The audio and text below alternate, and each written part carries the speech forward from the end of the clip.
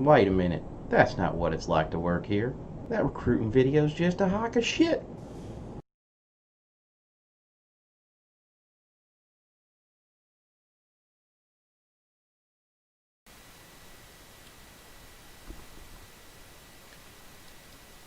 Morning, everyone. I know we're going to have a few people joining us probably here pretty quick, but finishing up the last of the stream setup information. Uh, Chad, do you want to go ahead and throw me an invite? That way, at least we can see each other throughout the course of all this. You act like I want to see you. I know, man. I'm kind of a dick.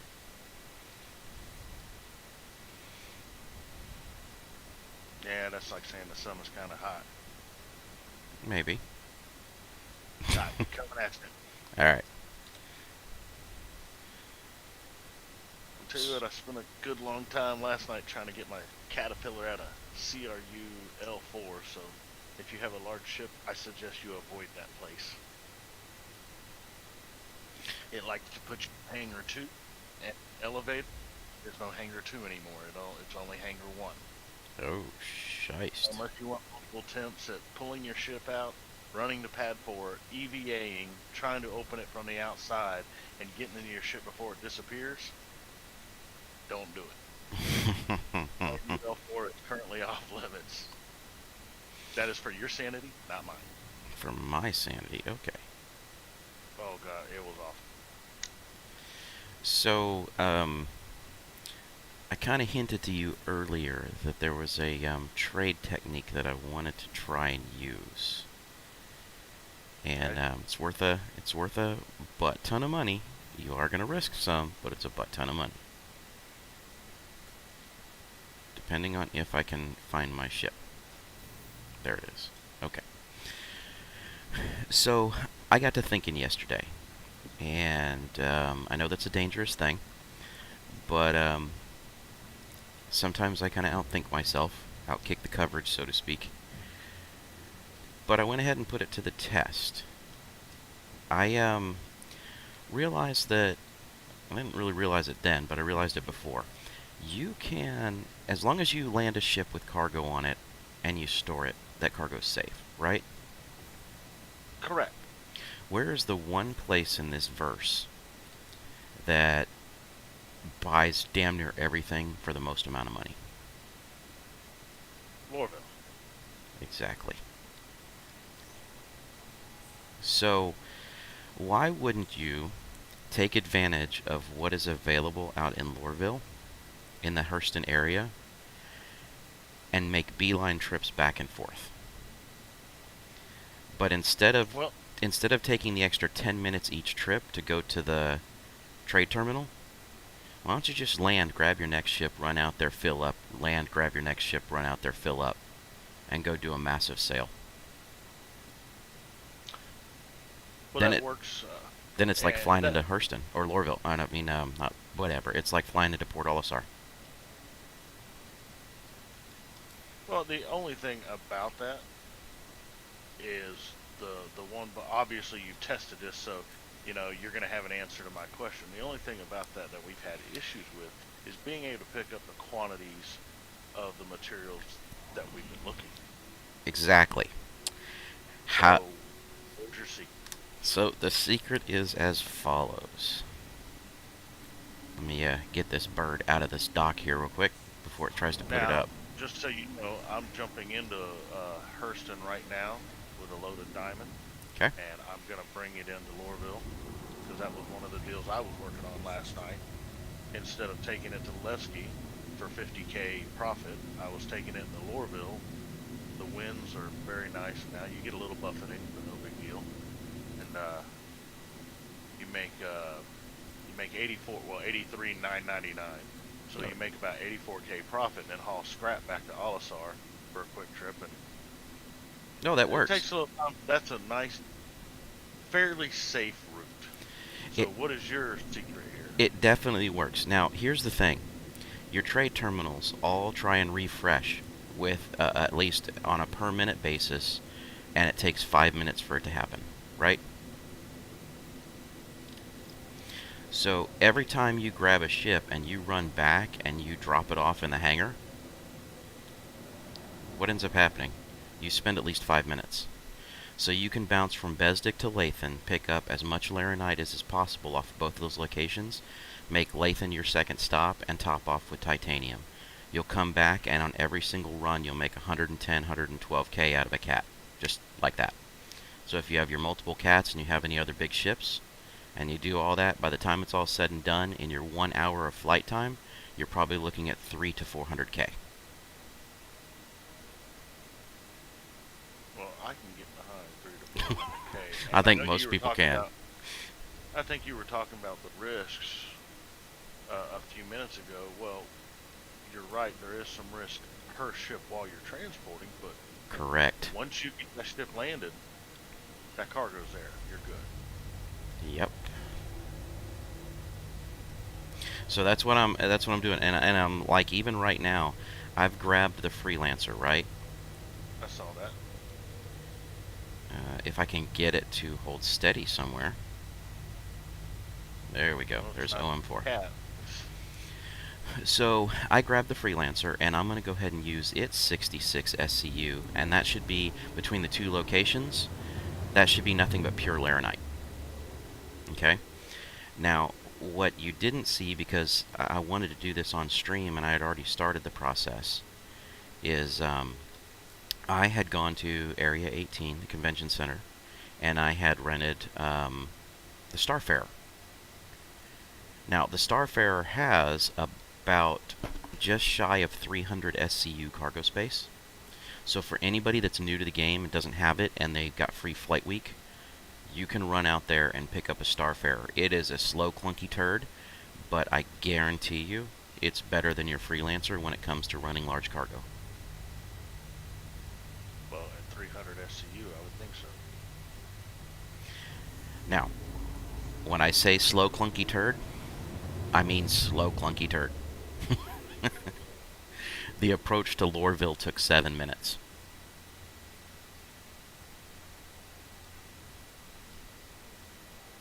And she flies like a shit brick house.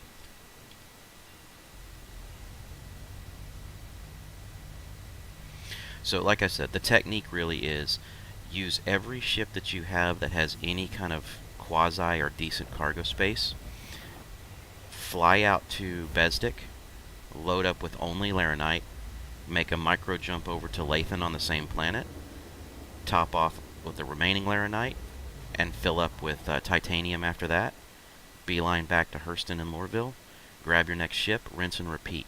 By the time it's all said and done, you will probably have a crap ton of money invested in all of your ships, right? So your bank is going to look pitiful until you get to the trade terminals. But, like I said, why spend the extra 10 minutes round trip just running into the Central Trade District when all you got to do is land and it's protected? Well, just the fact that if you can stock up on titanium every time to fill those gaps, Yep. even if it just turns into titanium runs, because of, for whatever reason, refresh rates and so on and so forth, you know, just like our old Porto titanium runs. Now that they've jacked the price out of Trammond Myers, that would be a worth it run to me. Now, I have to see the final numbers, but just Well, what we know of. so this morning, based upon like what I'm recommending, right? So this morning I have already got the Starfarer fully loaded and sitting there at Lorville right now. I've got my Freelancer that I'm currently in the process of landing at Besdick here, right? And as soon as I land here at Besdick, I'm going to go ahead and load up with my Laranite, and then I've got the 2 Caterpillars available to me. So by the time everything is said and done, I should be looking at somewhere around 1,500 SCU worth of Laranite and Titanium. And that is the trick. That's the whole point right there, is to be able to get that much quantity. So what you're telling me is people are going to hear what we're talking about here, and between all of us, we are going to break Lorville. Probably. Let's do it. I'm Gonna have hoping. fun. It is. It's half the fun trying to figure out what you can do. But again, I mean, this whole thing with multiple ships should take no more than an hour worth of flight time. Now, I do not have the Starfarer, If you so run to Area 18, you can rent one, and I'd say do it before you you know you start any of those trades. well, I think what I'm gonna do, I just landed with this diamond. I'll run in and claim my other ships, so that way I can pick them up here and Yep. go ahead and grab something like my Cuddy and run out there, and just avoid the trade terminal on this diamond. Yep. Now, Grab my keep yep. in mind, I'm doing it right now, so it's going to be loading off of my time frame. I'm already out here getting ready to load. Well, that's fine. I'm not gonna come out there and load. I'm gonna truck it over to Area 18. All right. So, like I said, I'm gonna leave this one here. I'm not even gonna bother with a trade terminal. Just for this diamond, I'm gonna, my cargo's safe. I'm landed. I'm gonna claim my other ships so I have them here and go from there. All right. So, like I said, by the time this is all said and done, I am expecting anywhere of 400 plus K by profit. And that's on the weak side. Which, again, for an hour's worth of work, I ain't gonna complain.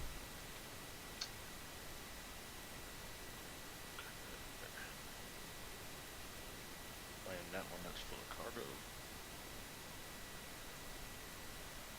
That was almost a mistake.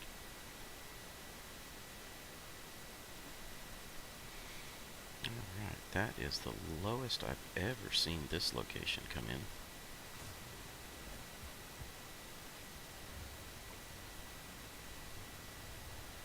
I can grab my frequencer. Alright, so, guys, like I said, I know we got a couple people watching. We do have our giveaway going today, so if you do have an account, all you gotta do is type in the exclamation point and I want a Cuddy. And, you'll, have an opportunity to win one today.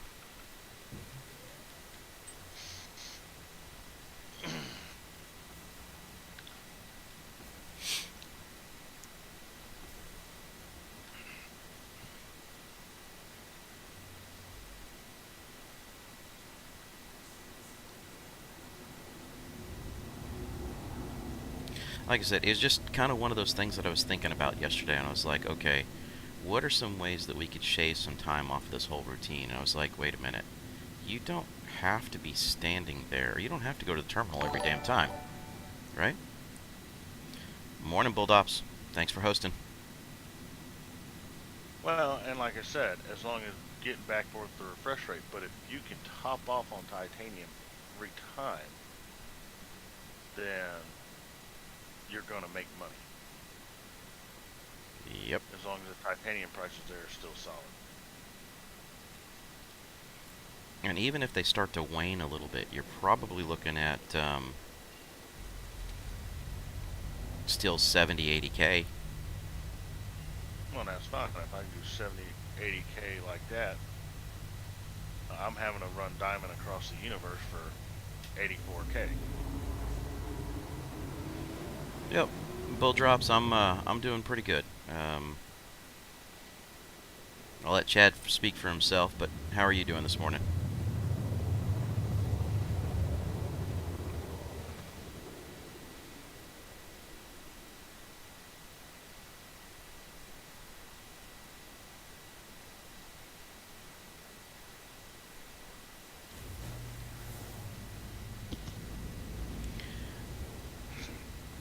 Now, the funny thing is that I think this technique would technically work for anybody doing anything, right? So, like, if it was the diamond to Levski, and Levski had the capacity, you could be able to pull that off with that route. If you wanted to do that with, some of these others, that's fine. The thing is that Lorville really is the place that has that long distance time that it takes to be able to get to and from the terminals. So I think that's really the one that's going to save you the most as far as time is concerned. Area 18's in our core, right? Yes, it is.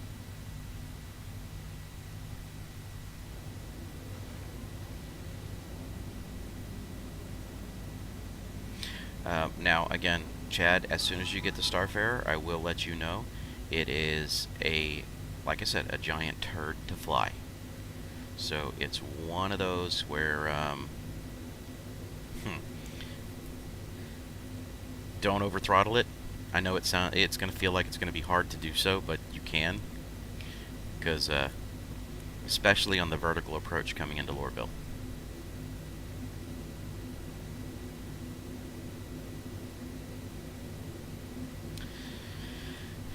Yeah, Bulldogs. There's a lot going on up there, and I'm not going to minimize any side of the equation here. I will simply say that, um, in my opinion, the officer did wrong, and he should pay for it, just like any other person should. Um, but that is for a court to decide. And secondly, people who are rioting and looting, specifically the ones looting and kicking up fires and everything else that's out there.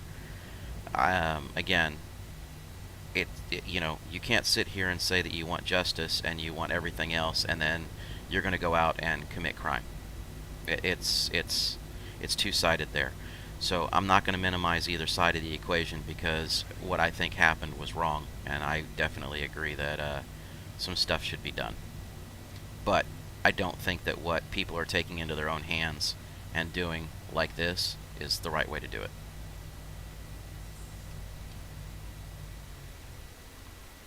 And to be honest, it's just kind of gotten crazy up there and out of hand, especially if you're assaulting a police station. I mean, you're sitting there, and in one hand you're saying that you don't want, let's just talk about it. In one hand you're saying you want to minimize police violence, and on another hand you're putting them in a position where they are having to defend their lives again. So it's crappy, it's stupid, what's going to end up happening is the National Guard's going to have to come out, just in order to be able to put things back together again, and I think it's a lot of crap. I think cooler heads need to prevail. Mob mentality is not a good way to go. I'll get off my soapbox.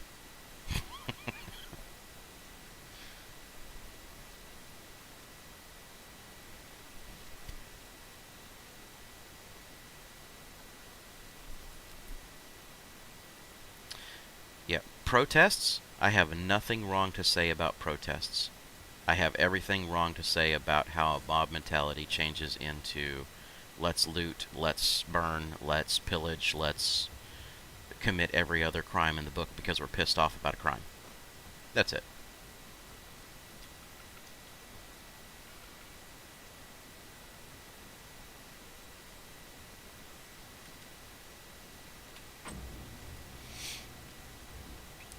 Now, I will say this, and hopefully this doesn't offend anybody. The whole incident that took place reminds me of the whole kind of a Rodney King kind of issue out in L.A. from many, many years ago. So I thought the cops were wrong then. I think the cops are wrong now.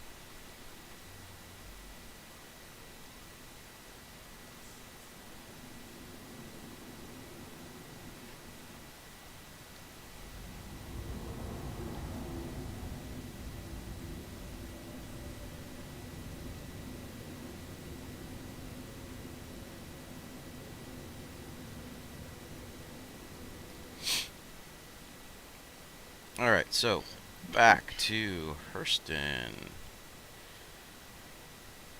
Got the fleet hanging out above the planet, so it's kind of making it difficult to find what I need to here. Set route.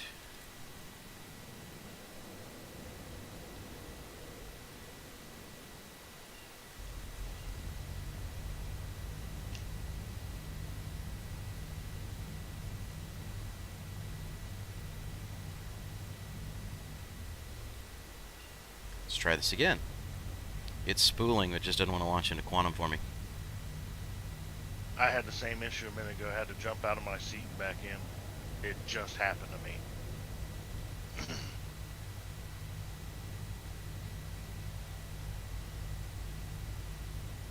There it goes. All right.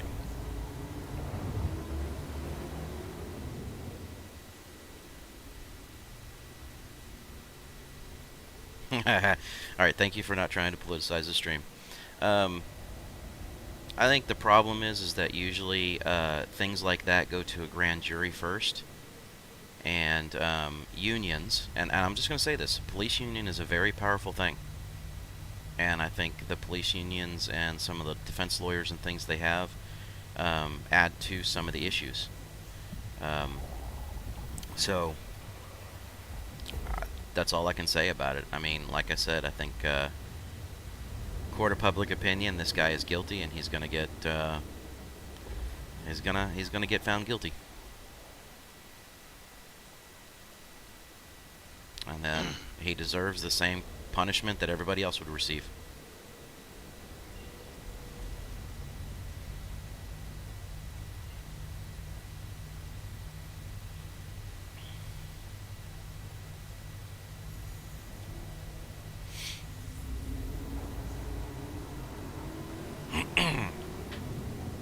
Alright.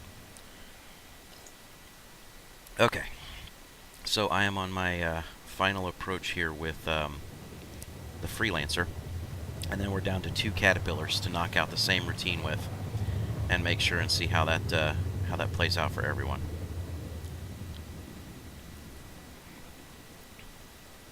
Oh, that was cool. I just saw the sun through the planet as I was quantuming through it, or quanting around it. Good morning, Thomas. How are you doing today?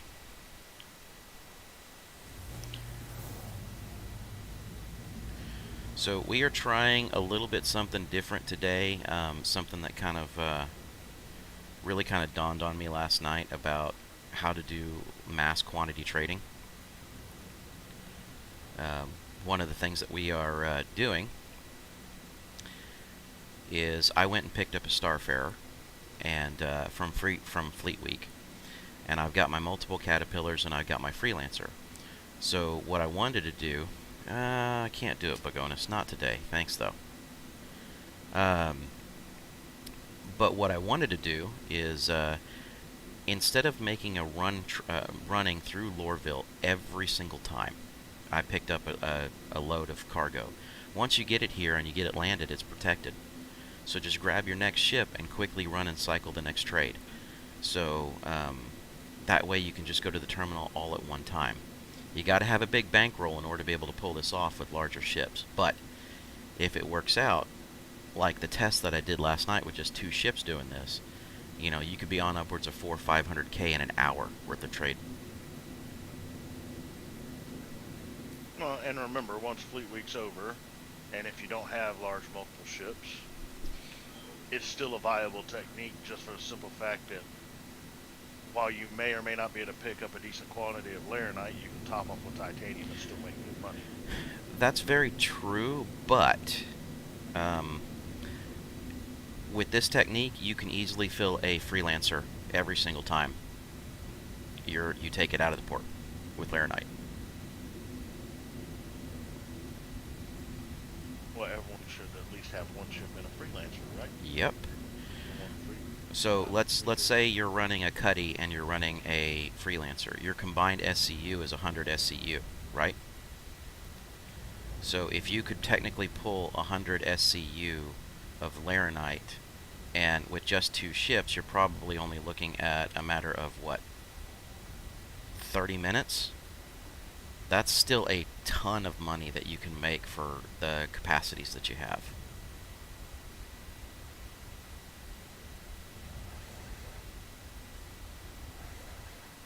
Alright, when you're flying into Area 18, you just fly basically to the marker, right? Yep. Okay. Now, are you talking about for the, hold on, I gotta get my view straightened out here, because it's acting a little funny on me. I just busted a wing. No wonder it's acting funny on me. Talking about to rent the ship. Yeah. And the wind's here.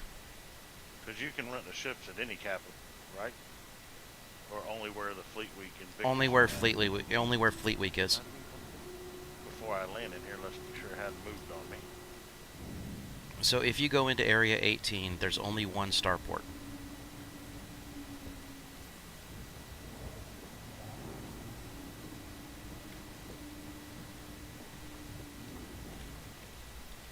I guess I should pay attention instead of trying to fly all willy-nilly.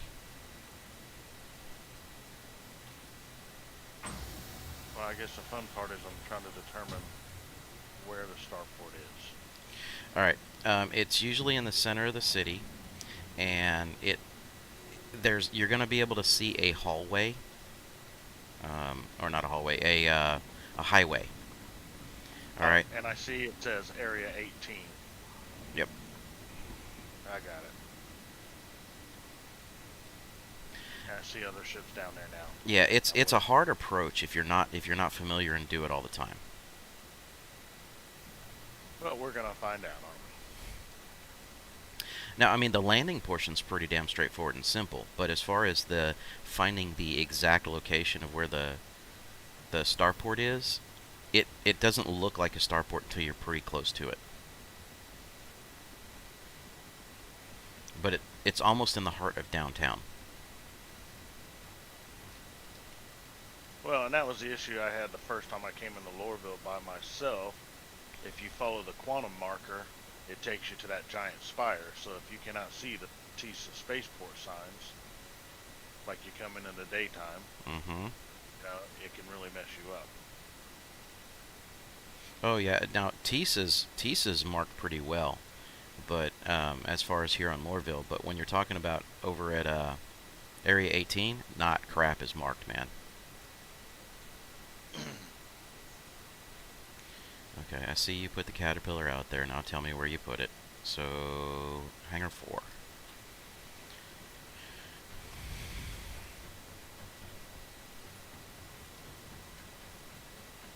So, Thomas, are you, do you actually have the game, or is this just kind of one that you're just interested in?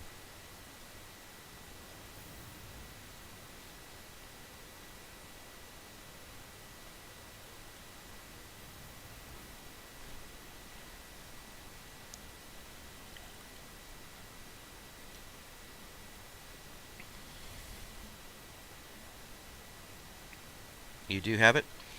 Alright. So I don't know if you already have one or not, but I am doing a giveaway today for a in-game Cutlass Black.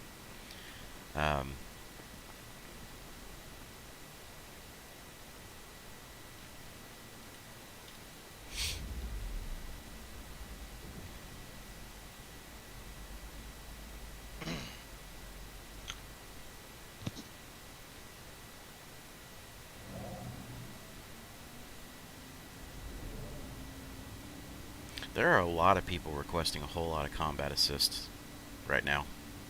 Yeah, but look at the names, and a lot of it is first and last names, so it's NPCs doing a lot of it. I've noticed that a lot lately. So Thomas, I don't know how well it works over on YouTube because I have YouTube basically retransmitting through another program to keep the chat consolidated. But hold on 1 second. My VSync is going nuts.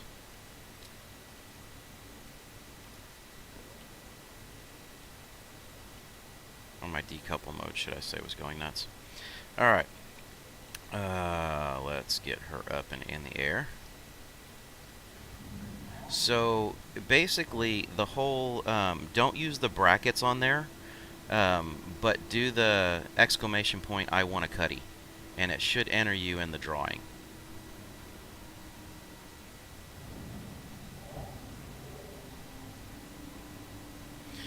Alright, so the channel name is Tabletop Nerdcast, and that's what the name is over on Twitch.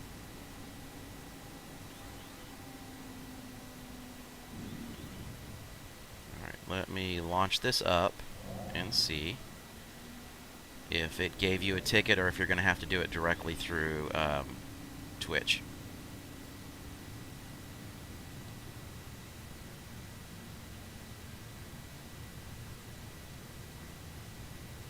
Alright, let me check and see if it gave you a ticket. It did not. You're going to have to jump over on Twitch in order to be able to do it.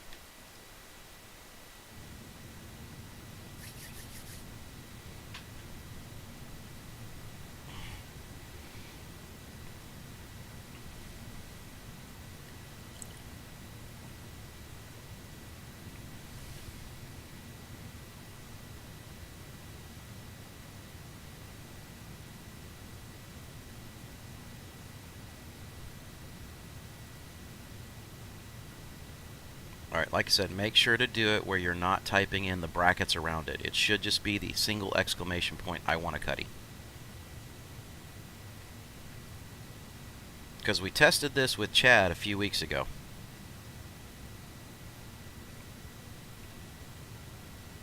There you go. Now you got a ticket. Now you're in the drawing.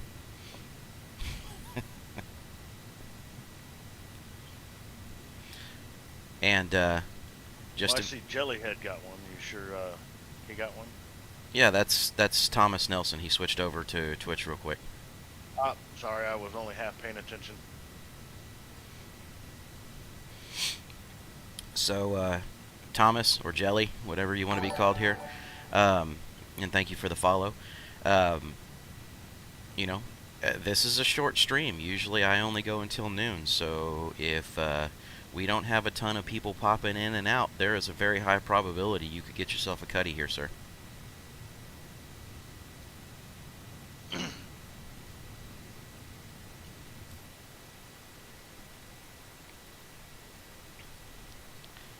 Alright, so back over to Ariel again. And Besdick. That's just an all-around fun ship. It is. It's a great little multi-purpose ship. Few little upgrades on the thing, and it's really a cutting-edge ship. Morning, X. How you doing today? Glad to see you back.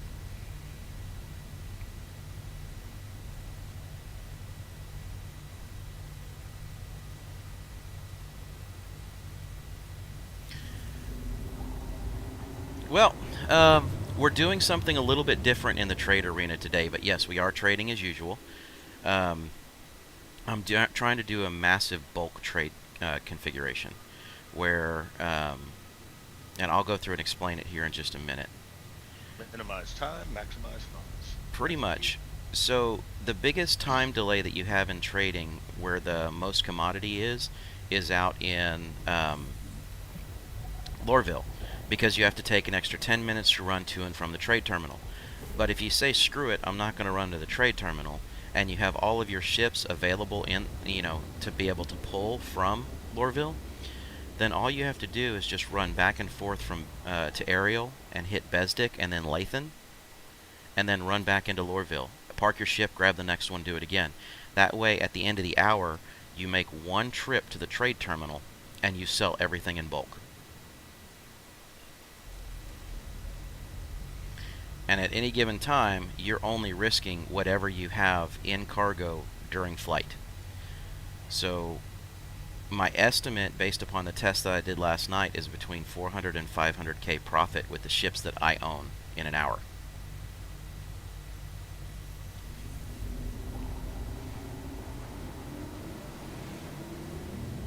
Which, to my knowledge, would be probably one of the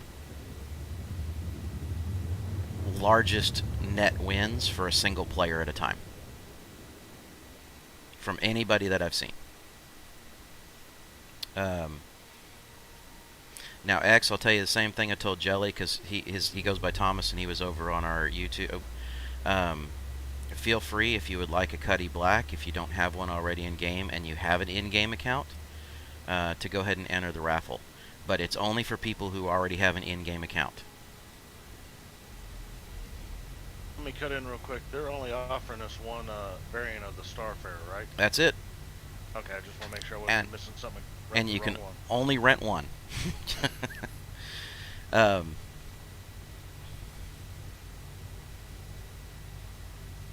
Okay, so the question of where. What do you mean where? X?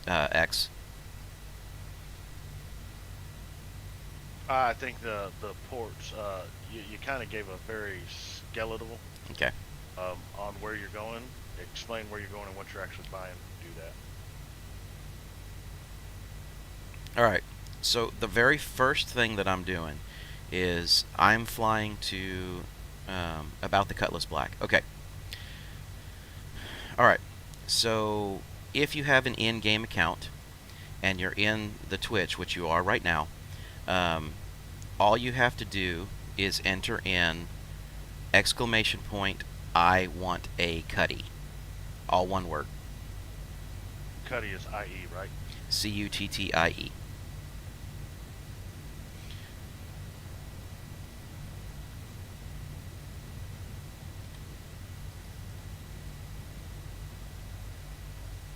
IE, not AI, buddy. Yeah, kind of misspelled the last part of that.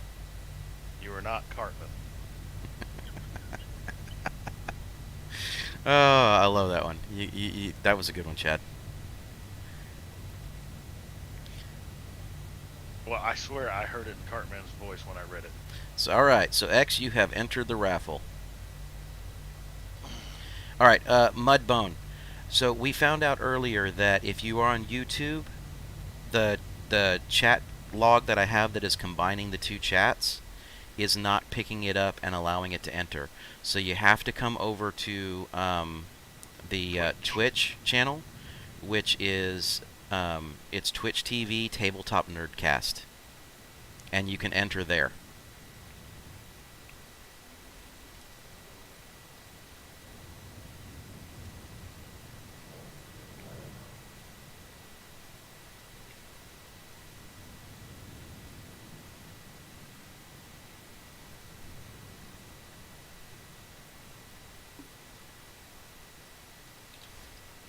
All right. So first thing and foremost is this morning is we are trying to finish up this like massive trade route, and that's really what the goal is this morning. And then to wrap up the stream here at the end with the Cuddy giveaway. Because what I'd like to do is have whoever wins it be able to log into the game, and we do the giveaway live and take your maiden flight live on stream.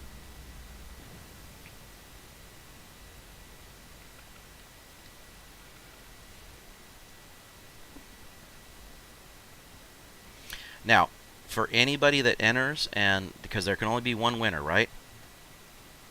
All right. For anybody that enters, what will end up happening is that if you are not a winner, every Friday this is going to be the thing. Every Friday we will give away a Cuddy. So, especially as the channel is small before it grows, you got a much better opportunity to win.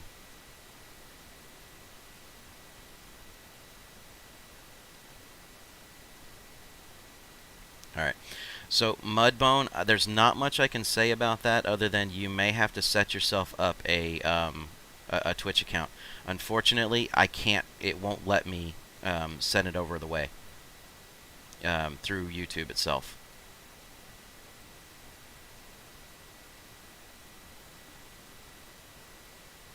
They are free. Yeah, they are free. Well, so Jelly, basically here's the deal. I play enough that I can easily farm up between 500,000 to 1 million per day, right? And with the Cuddy basically being 1.1 to 1.3, that is absolutely nothing in the grand scheme of things. So it's easy for me to farm that up, and we may change it up and give away a Dragonfly one week. We may change it up and give away, you know, like a Gladius one week or something like that.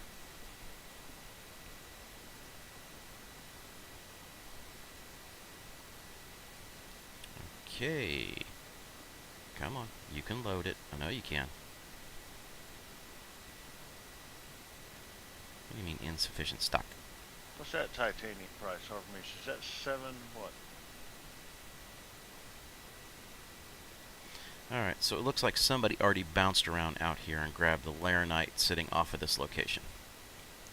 So, what we do is, in interest of time, so we don't waste any of it, we go ahead and just grab the remainder in titanium. And we fly that load back.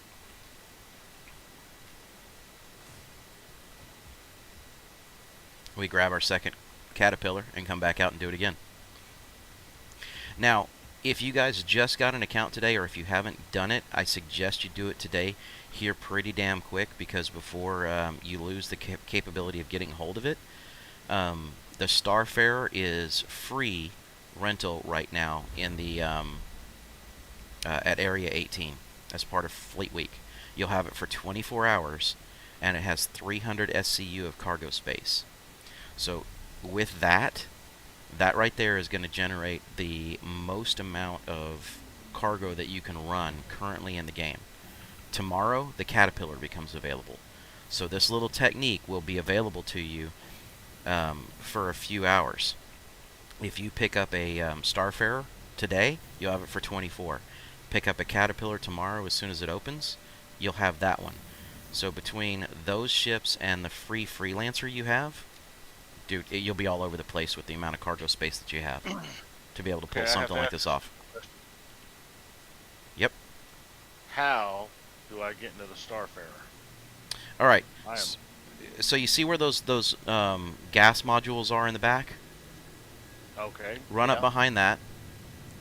Okay, and there will be a little bitty cargo hatch that's back there. Okay, off to the right hand side of the cargo hatch is a little bitty panel. You're going to click on that panel.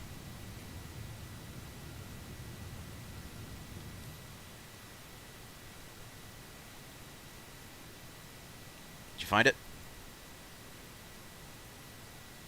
No, I'm looking.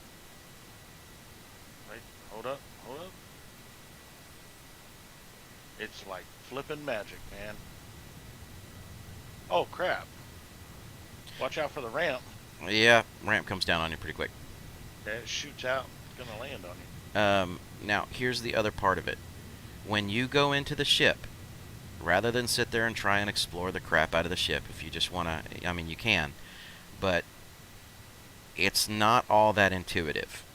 When you first go in and you're standing on that ramp, look over to your right-hand side along the wall, and you'll see a door that's on the right-hand side along the wall. Yep. All right? That's the door you want to take. It's going to take you upstairs. Okay. Because, of course, looking at it like the other MISCs, I went straight across to the other door. Congrats, Mudbone. Thank you for switching over, getting over here onto Twitch, and being able to enter that. Alright, so once you go up those stairs and around the corner, the first door you're going to come to on your right is going to look like a catwalk. I found the cockpit. Okay, cool. Once you get up there, there's only like one more choice you make. Pretty much. But that ladder that's on the catwalk, man, that one's a beast. Oh. Really? Really? Get interdicted? No, I didn't get interdicted. The shit just blew up on me. It looks like there's another oh, no, that's just part of the IDS. What in the hell just happened? That was, unfortunate. On many, many levels, because that's about 500k worth of cargo.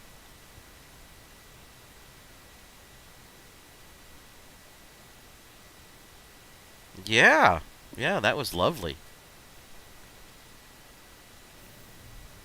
And it just slowed down the whole process. That's terrible. So as you guys can see, stuff does happen. It's still an alpha test.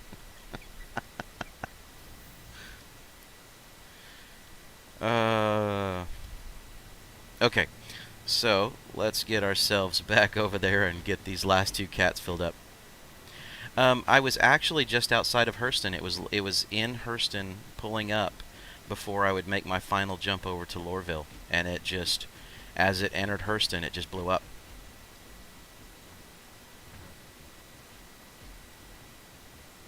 I hadn't even come out of Quantum yet, so it technically wasn't even a, like somebody could have shot me with a torpedo or anything. Yep, just, it was random. Stuff happens.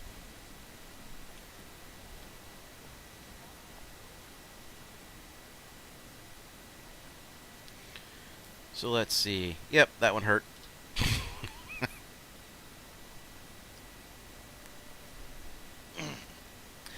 I think the game is trying to say that I might be onto something that might be a little too much for how quickly you can earn aUEC in an hour.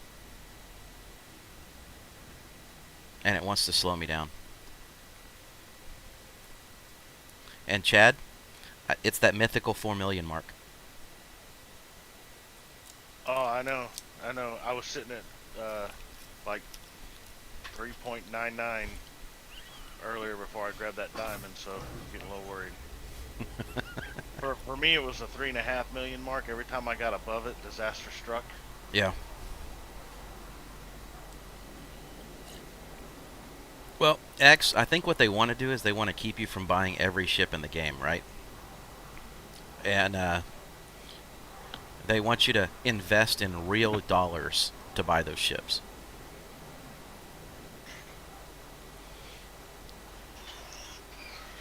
But again, take it with a grain of salt. It's an alpha test. Stupid stuff is going to happen. There's nothing you can do about it.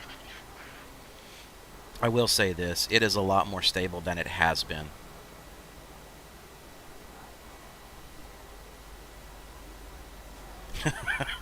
Thanks, Jelly. We appreciate that. And yes, it's true. There are people with 14, 15 million, so it must just hate us.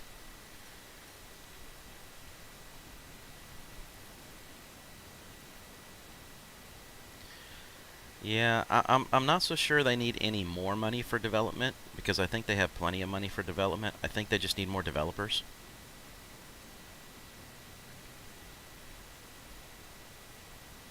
And, you know, Chris Roberts needs more money, though. That's the way it works. He definitely needs more money.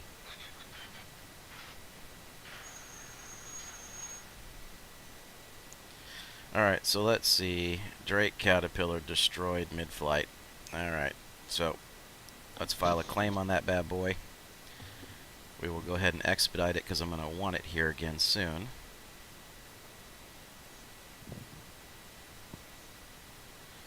And then we will retrieve our other one and get this process going again. So X, you actually applied it at SIG? Alright, nice.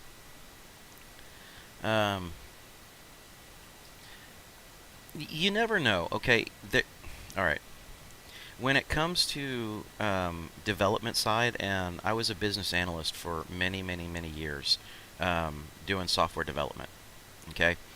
I have seen people from very junior level all the way up to very senior level get afforded opportunities to them that were not...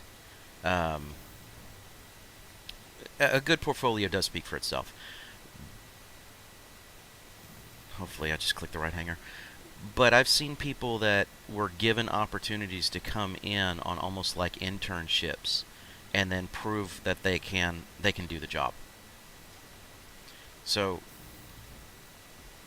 don't be surprised. There's a lot of employers, especially right now, that are looking for cost savings. And one of the things that they do, and I saw it at my former employer, is they'll pick up more junior developers and pair them up with a senior developer. And then that way the junior developer can start picking up additional skill sets pretty quick under on-the-job training and tutelage. So you would be surprised at some things that do happen.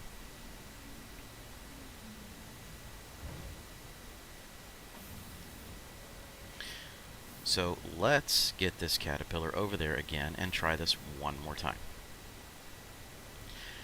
You know, and if it doesn't happen, like I said, there's plenty of other locations where you can get that opportunity, because even if you got a degree in game development and game design, as a programmer, you're still going to get you'll still have the basic skills to be able to get into other places.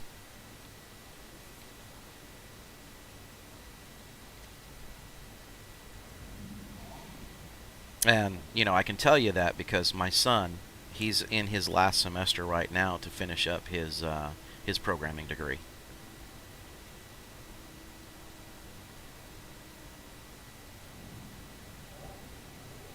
IT's a good field. It's just right now everybody's remote, so it's a little challenging.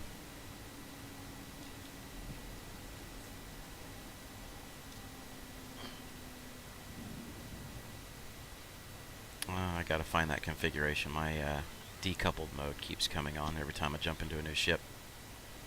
But that's all good.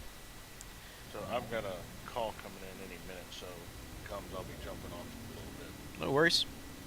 Do what you gotta do. We're just gonna finish up this trade route and BS back and forth and enjoy some time with the folks we got in chat. And after that, give ourselves away a cutty.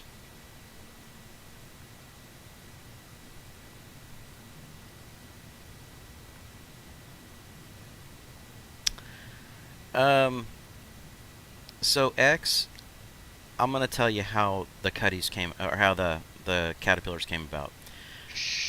I did a prospector, and I farmed and grinded forever on that prospector to buy my first cutty, or not my cutty.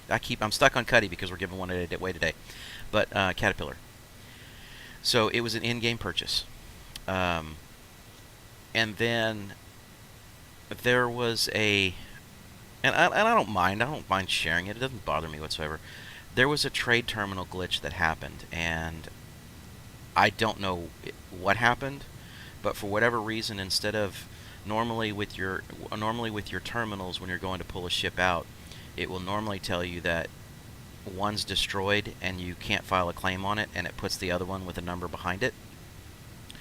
Well, that happened, but it allowed me to file a claim on both of them. I don't know why. I don't know how it happened. But from that day going forward, I've had 2 caterpillars on my account. So even though I lost 300K in cargo, yeah, see, it's a weird bug, right? And I'm going to use it as long as I've got it. But even though I lost 300K in cargo, it's like they gave me a 4.6 million credit ship. So screw it. I think I came out ahead on that one. Well, it's not a bug. A bug insinuates that it's a bad thing. It's a feature. What it is, it's a feature to make up for all the pain they've caused us.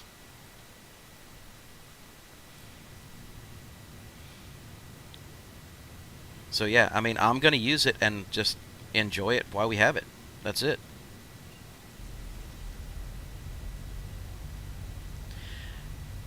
So if I were to add up all the money that I ever made in this game,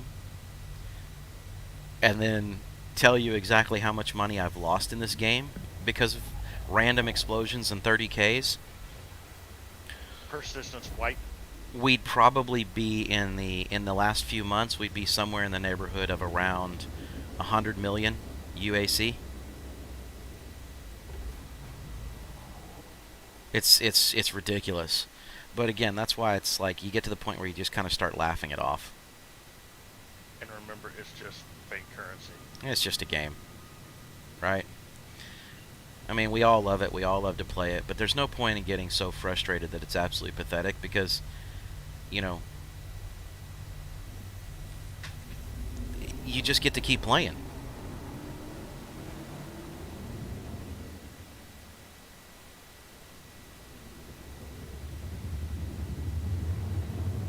Alright, Mud, I don't have an official answer for you. I will tell you, though, that the Freelancer was issued because of a bug that was happening at the terminals where you could not pull out a ship, and you needed a secondary ship, or you couldn't pull out your account ships, and you needed a secondary ship in order to be able to fly somewhere else to file a claim. That was easier than them trying to backtrace the bug and fix it. So the Freelancer is around right now indefinitely, but I know it's not going to be a permanent thing.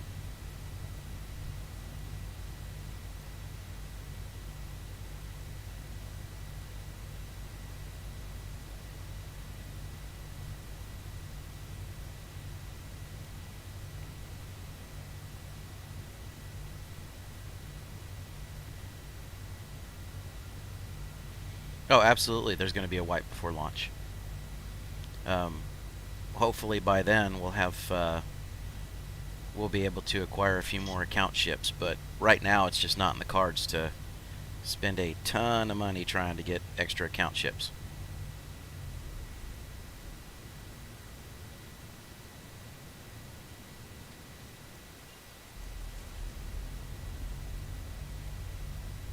There we go. So we're about 8K out from this first landing.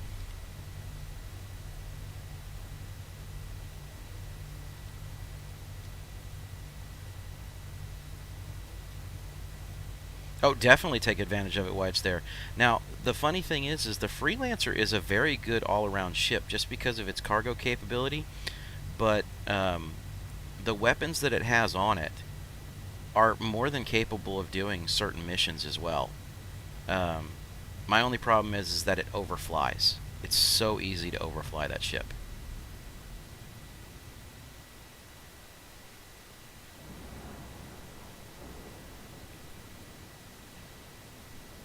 Now, with a Freelancer, though, if you're doing nothing but the Laranite runs, you could make upwards of 30k. Was it 27 or 30k, something like that, just running Laranite. So it's pretty easy to still make some money with even that size of ship.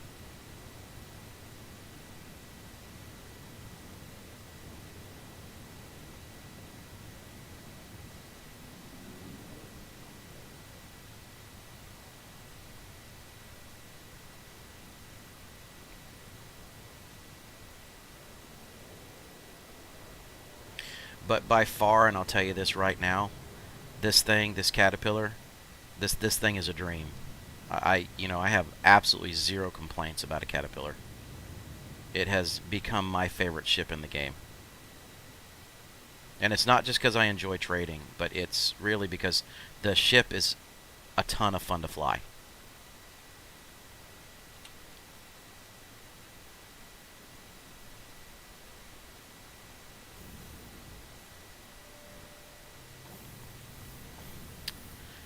Um, so Mudbeam, the deal is it's not the margin, okay? The profit percentage is usually the margin, and Laranite doesn't have the largest margin, but because there is a usually about a 3 aUEC, um,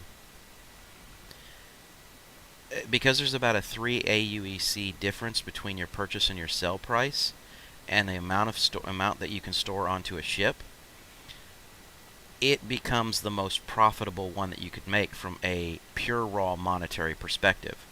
But it takes a lot of money to start to be able to buy it versus sell it. So all that said, your margin's probably around 18%, 15 to 18%, and there's other commodities with a larger margin, but you don't make as much money per trip.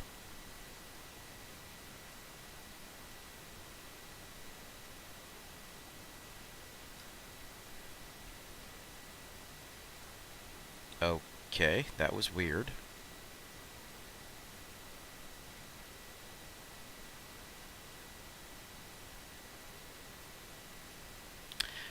I don't know how it's gonna compare.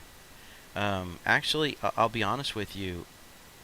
I will probably be looking in long term in the game. I'll probably be looking more myself into like the whole D's and the whole series.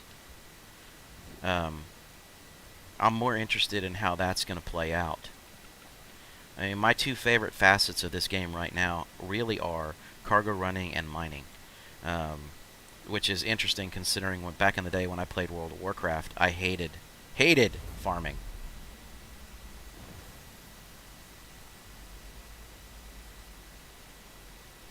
It always felt like just such a stupid grind to me, and this, for whatever reason, this doesn't.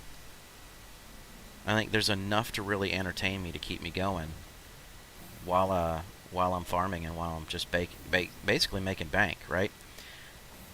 But Fleet Week this week did show me one thing, and so like with Chad when he's on, and I got a couple other people on, one of the things that I'm thinking about doing, and it will be my next ship purchase in game, is the Valkyrie itself. I will be buying the Valkyrie.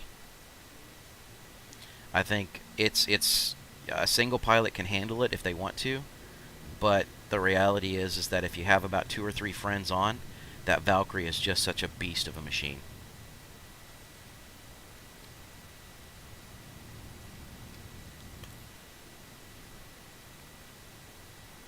All right, so now we begin leg 2, which means we are going to head over here. It doesn't want to show it to us. All right, so clear route.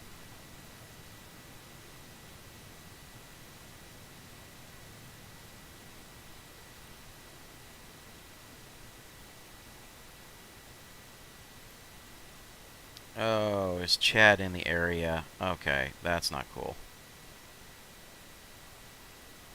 There it is. Moby was acting funny. So let's set route there. Let's head over to Lathan as our second stop here.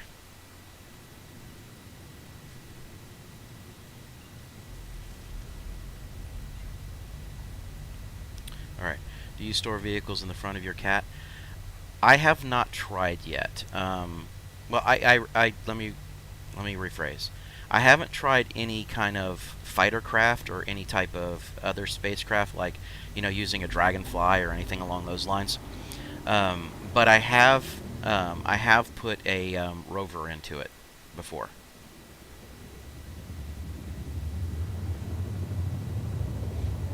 All right. So X, here's the reason why I'm doing that. The refresh rate in the game. The refresh rate is every 5 minutes. You get more commodities sitting at a location. So Bezdik has laranite and titanium.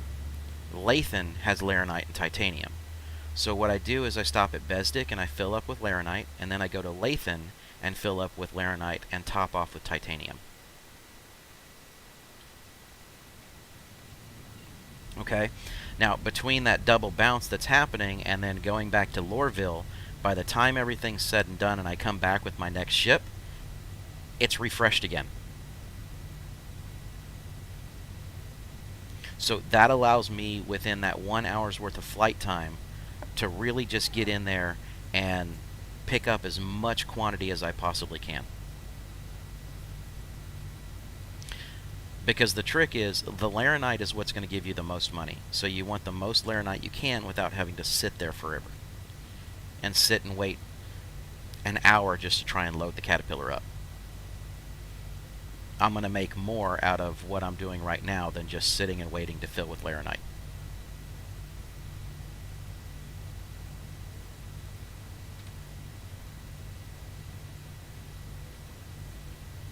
So that's the point in bouncing back and forth between the two locations. Because you're still in system and it only takes a minute or two to get there.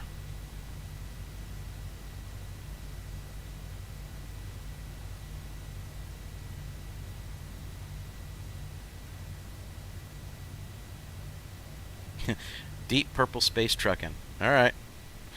I to be honest, I wanted to play the game just because I wanted a space flight sim. You know, I'm an old school, you know, like Wing Commander fan and things like that. And the thing is that as I got into it and I started doing my own research, because they didn't have anything teaching you how to play the game.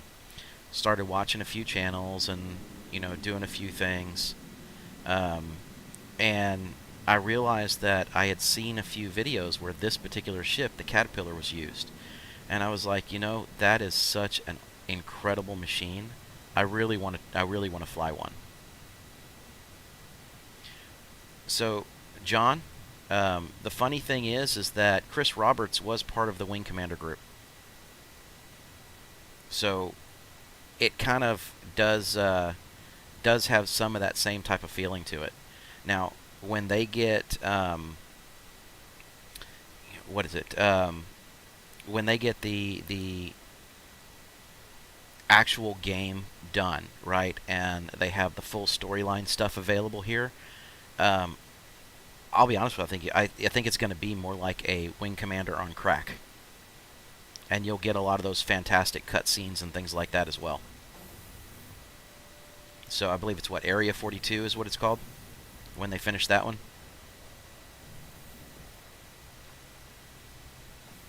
And by the way, John, I don't think that I have seen you on stream, so welcome to the stream. I am not familiar with having seen your name in chat before.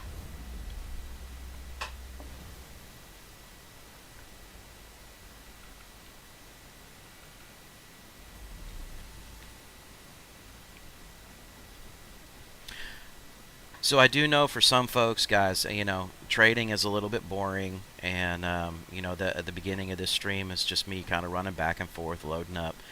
But when Chad is able to make it back, I know he had a call real quick, but when he's able to make it back, most of what I do streaming-wise is because I really rather just chat with you guys on stream and just play the game at the same time.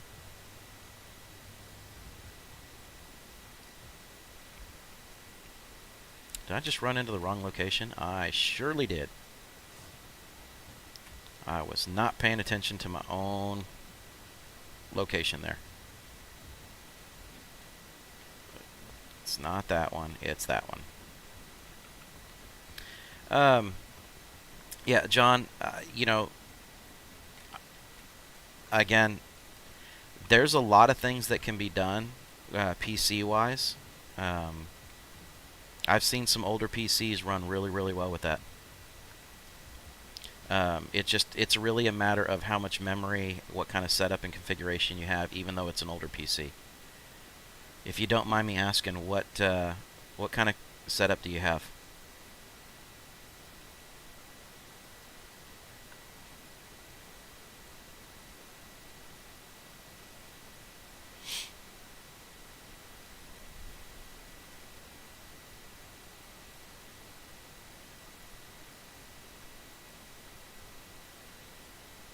Alright, so as you see right here, I'm loading up with what Laranite they had at this location, and then I'm just going to go ahead and top off with the rest being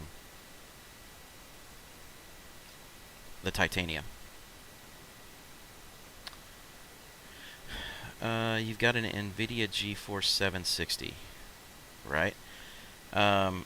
It's still possible to run the game, but you would have to be on low graphics settings, and you would have to turn your VSync off. 16 gig is what I would recommend as the minimum. Honestly, if you were looking to make an investment to make your system be more stable, that's what you would need to improve, is take that up to 32.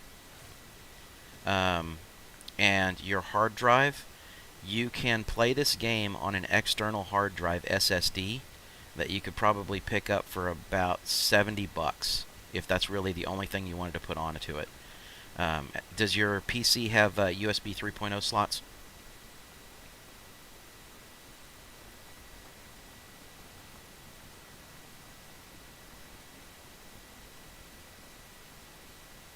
Okay, so if your PC has a USB 3.0 or a 3.1, the external hard drive, if you were to get an external SSD, make sure it's one that's set for a 3.0 USB port, and you could load the game there, and you would have enough power to be able to run the game in low settings and be just as stable as the rest of us.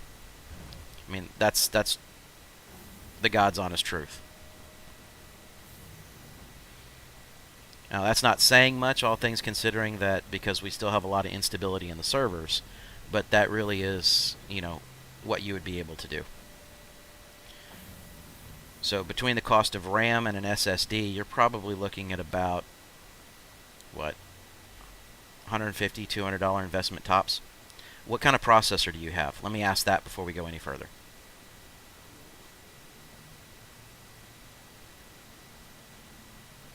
Because right now, unoptimized, this is a processing beast.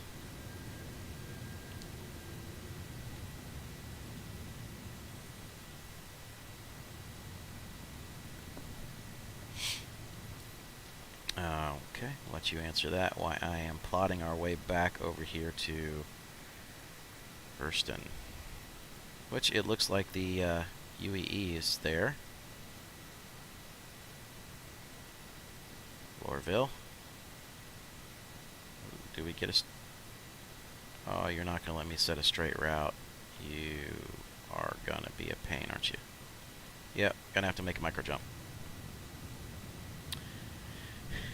FX93. Okay, so you are on an 8-core system, which is great. But yeah, that FX, I am not sure if the FX is going to hold up.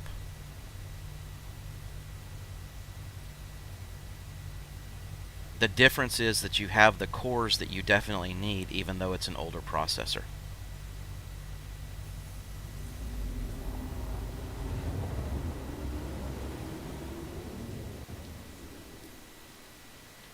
Alright, now let's see if it'll let us go to Lorville. Nah, it will. Hopefully this time it doesn't blow us up randomly.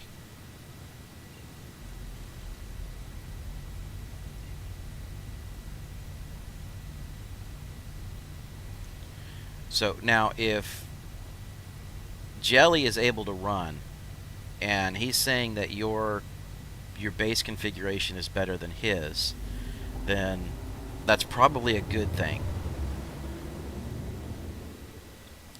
Again, you may have to really drastically drop your in-game video settings, but you should be able to get up and steady and play if you want the experience from it.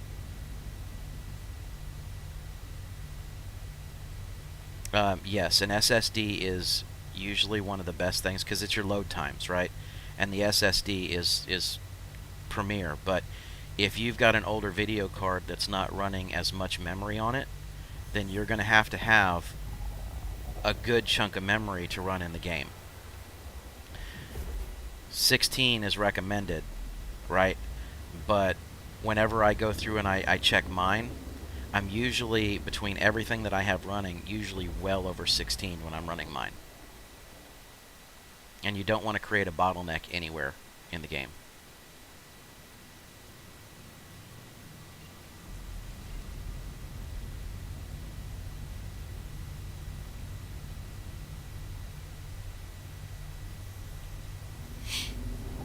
So, for example, like I said, with mine, if you're on Twitch, you can scroll down and you can see the panel down below, and you'll be able to see exactly what kind of system that I'm running and the specs that I'm running.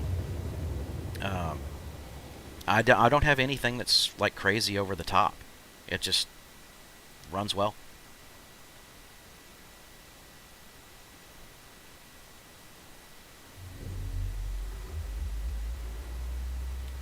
Alright, so actually this is probably one of the best approach angles I've ever had coming into Lorville.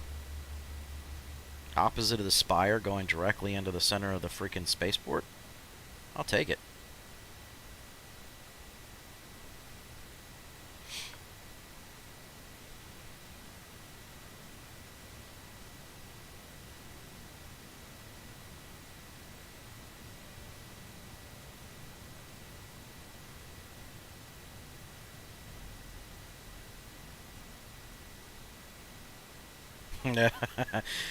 Well, Jelly, hopefully the Star Citizen gods will be on my side this time, considering last time they weren't, and they laughed at me as they blew up 500k worth of cargo.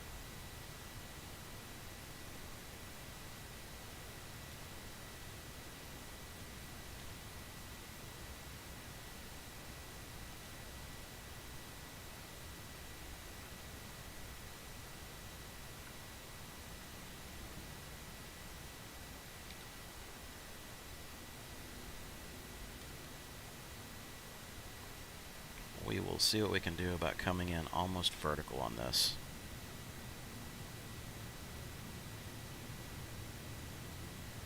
So this is the hangar that I don't like, and there's a reason why I don't like it. Because it's so close to the New Deal shipyard, and you can see that hammerhead down there to the right. It is so close to that shipyard that it will sometimes try and act buggy itself and be irritatingly pissy with you when it comes to your autopilot. Welcome back, Chad. Thank you. So I was just floating over Besdick because it's as bright and I couldn't see squat. And when you were flying, we were flying in there at the same time earlier, so it kept messing up my targeting. Since we're in party, you know the spool effect you always got. Yeah. It was my turn. So how's it going for you? Well, I had a caterpillar blow up. I was here for that. Okay. Well, I've just completed my landing, or attempting to land, with one of the caterpillars right now. And then I will be grabbing the second caterpillar and heading back over for the final load.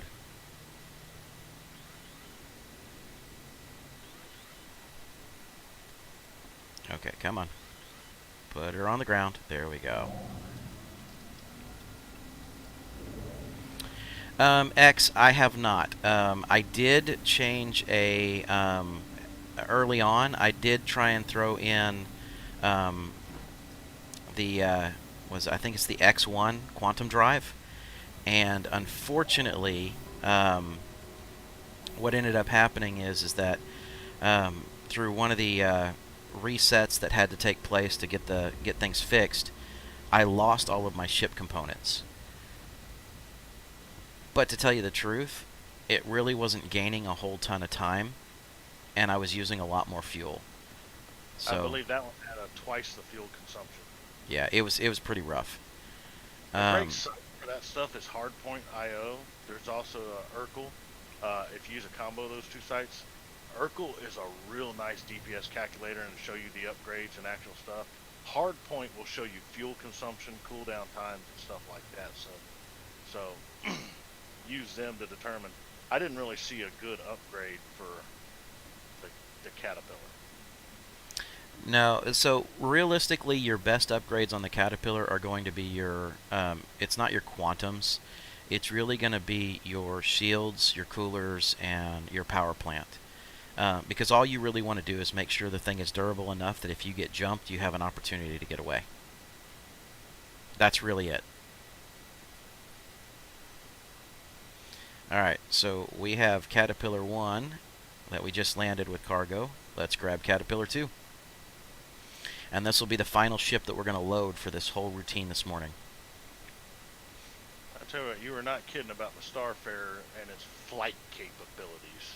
It's a fat turd. Now, like I said, when you come into Lorville with that thing, take it gentle. It's not going to stop. Alright, so it put Caterpillar 2 on pad 5. Alright, so we are going to go grab that ship and get this thing loaded, and then we're going to make some money today. Although I can tell you we'll be slightly behind just because of what happened with that 500k loss, but that doesn't mean for... Even with that ship, I'm at an hour and 19 minutes, right? So even with that ship loss, by the time an hour and a half rolls around, I've gotten a ton. Alright, got a little dancer around here. Well, considering the safe routes were about 112k in 40 to 45 minutes, an hour and a half doing... Wind's blowing. It's trying to push the Caterpillar sideways.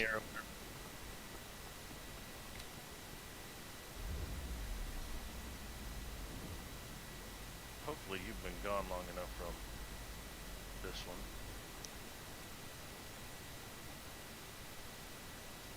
Well, that's the problem. I'm getting ready to come back, so you're probably going to take most of my stuff. It's all good. I'll just fill it with titanium. Yeah, but it's going to take you a few minutes to get out here. So. Yeah, X, I crashed into Lorville first with the Starfarer the first flight also. That's why I was giving Chad the warning, because it didn't want to stop when I had the nose coming in and at a steeper angle.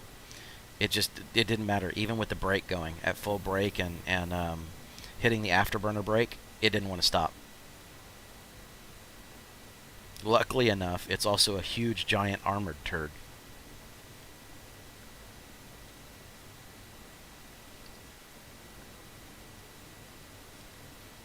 Oh, and you have the additional gravity in Lorville, too.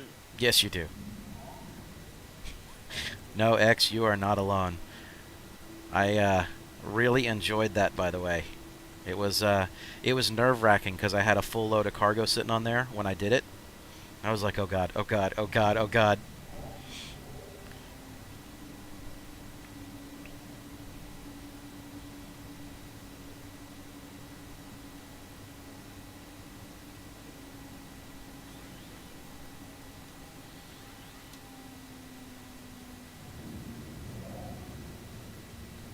Alright, so see, there's Chad. We know he's over there already. So which location did you go into, Besdick or Lathan? Besdick, I'm getting ready to head to Lathan. All Are right. titanium prices the same? Titanium prices are better at Lathan. Okay. That's the reason why I load the titanium at Lathan. Well, that's what I thought, but I wanted to check. That way, if they were about the same, I would have just loaded here. And that way you could go to Lathan. Did you clear out Besdick? I cleared out what they had. All right. So I'm going to be there with less than 5 minutes, so we'll just see. Maybe we'll have to stay on station for about 2 or 3 minutes, but that's no big deal.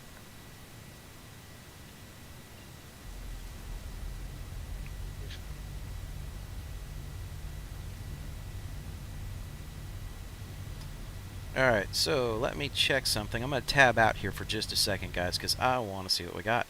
Right now, there's only 3 of you guys in the running for tickets at this point. So we've got Jelly, X, and Mudbone. One of you 3 at this point. We've got an hour and a half left, but one of you 3 at this point is going to be picking up a cutty. So right now, your odds are 33%.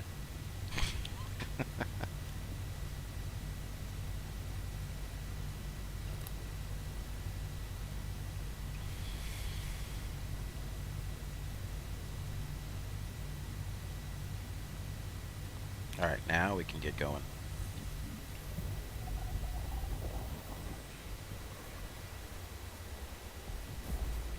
So, Chad, have you done anything with setting up voice attack yet? I have not. I haven't downloaded it yet. Okay. And for those of you on stream, voice attack, by the way, for this game, pretty much any flight simulator, I tell you, I will swear by that application like it is nobody's business.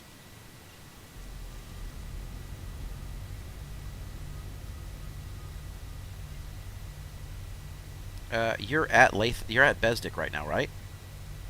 Yeah, I'm launching to Lathan now. Okay, well, I'm probably gonna get to Lathan before you do.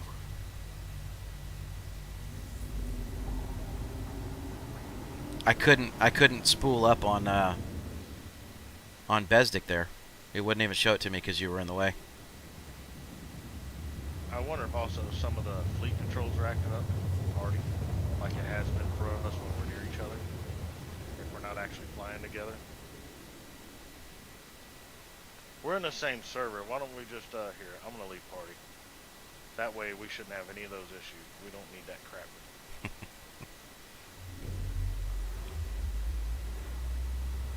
Okay, how do I leave party? Oh, change.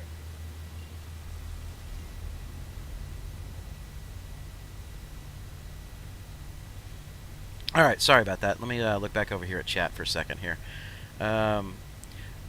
So X, I'll load it up here in a minute, and basically all it is you set your speech recognition on your system to understand certain phrases, and when you do that, it depresses hotkeys in game.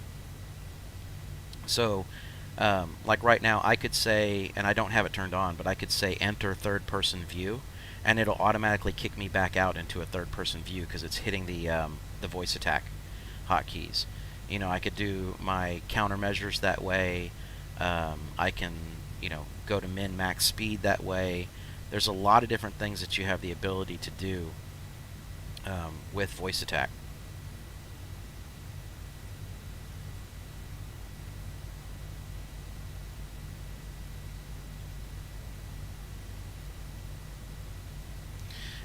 Yeah, so there is a ton of things, and it's not just for games, right? Voice attack can actually be set up to run and operate your Windows. It can be set up to do a whole bunch of other things. No, it's $10, but I will say that it really was a $10 well spent. That's how I feel about it.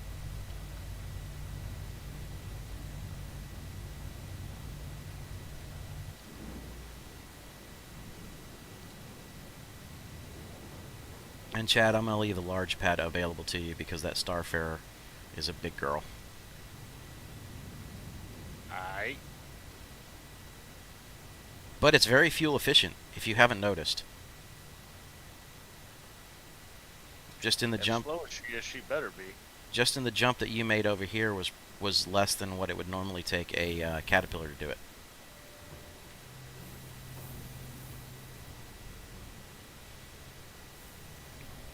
Now, the feeling that I got when I was behind the controls on that thing is it was like a super fat freelancer. Well, the cockpit looks like a super fat freelancer, so I understand where that comes from. And it flies like a super fat freelancer.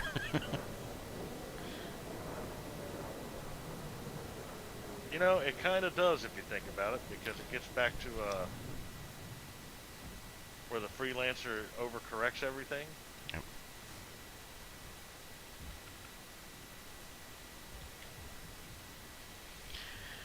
So X, what I found is where it really shines is voice attack. Where it really shines mostly has to deal with when you're doing combat. Okay, when you're actually trying to dogfight with the thing. Firing countermeasures, cycling them, locking missiles. Yep, targeting, the whole 9 yards. Things that you would normally have to go all over the keyboard for, it corrects that issue. Come on, update. Alright. So, I have taken the Laranite from this location, so you'll probably just have to top off with titanium. Well, it was cheaper here anyway, that's why I was asking. That way I didn't waste a trip over here. But if the titanium's cheaper here, then definitely worth it. I just wanted to give Bezdik an opportunity to have a little bit of time to recycle.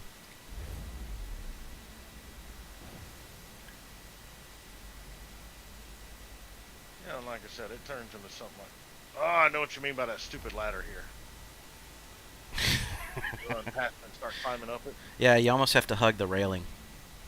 Alright, so bear with me, guys. So what I'm going to do is, let me go ahead and turn on voice attack real quick, right? And I'll show you really fast. So it just took me about a half an hour, but I went through and took almost all of the stuff here and put the hotkeys in, right? So once I get up into the cockpit, I'll show you what I'm talking about with this.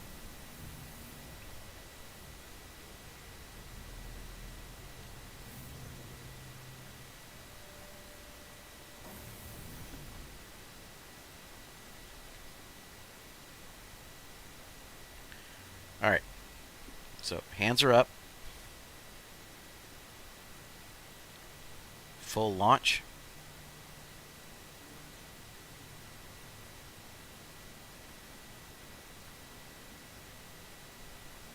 Max throttle.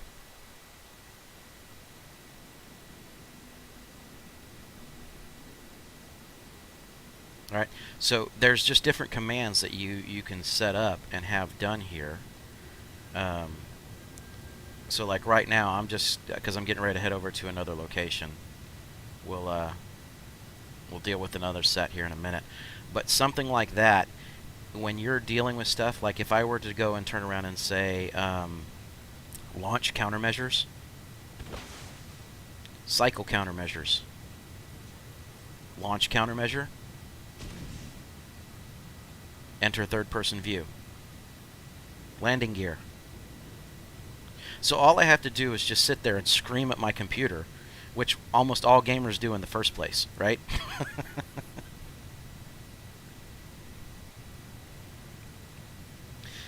It really made it was a godsend when I first figured out that, okay. All right, max throttle. So I had to turn my throttle key off there. Now, it's cycled enough where I was still able to pick up about 24 SCU out of it. All right. So that's Lathan. Where is... Alright, gonna be a pain. So we're gonna set... As this run progresses, it might... I don't want Lorville. Well, you should be looking for Lathan. I'm looking for Bezdik, but it wasn't finding it. So now I had to go back into my Moby and actually set Lathan this time. Alright, spool quantum drive. Oh, it didn't want to go. Alright, so that's what'll happen. On occasion, you'll end up with something that it won't recognize a command. But I've only done so much with my speech recognition on this system right now. So it will get better over time. Now, there are profiles that are available that are out there that people have done these massive, crazy profiles that you can download and you can install in VoiceAttack for various games. So it's not that you have to go through and do all the configuration yourself. There's a lot of times where you can go out there and you can get those profiles to just update and download. And my God, the sun is horrible on this approach.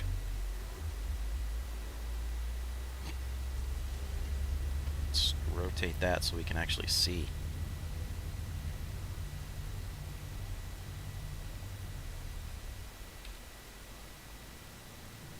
Alright, so we're going to get this approach rolling.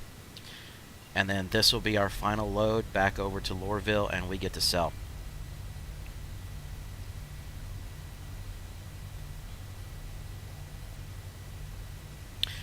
So, full disclosure, when I do combat missions or I do things in a fighter, I use dual flight sticks.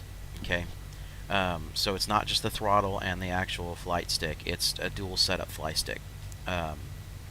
And when I do that, there were so many things that I was having troubles with because I would have to come off of those flight sticks in order to be able to hit the keyboard.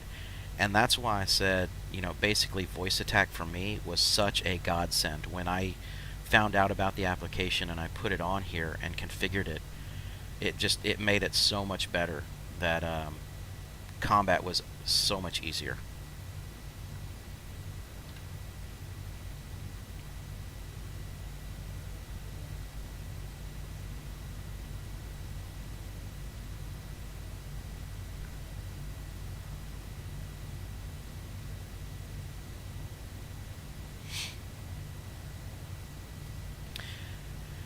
Now, Jelly, it really depends on like the investments that you're willing to make, and you know, I'll be honest with you, I didn't go expensive on my stuff. Okay, um,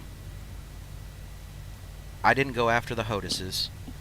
You know, I wasn't going after some of the really crazy, you know, big stuff.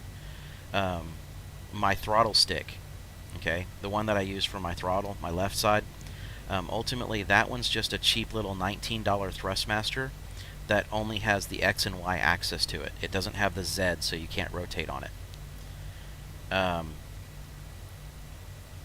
But the other one that I have is a Logitech, and it's just the what's it? The Extreme Logitech Extreme Pro, and it's only a $39 joystick, but it has the X, Y, and Z axes on it, or axes. And I found between those two, I've spent, you know, basically what, $60 plus tax, and I've got more flight control than I've ever had in my life between those two. An ample amount of buttons.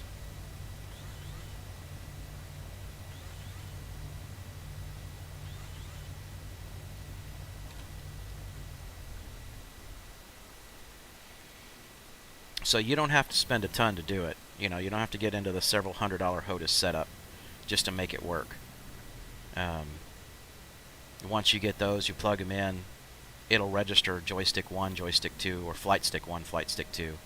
And then you can just go in and set up your keybinds to what you want on there. And it works pretty damn well.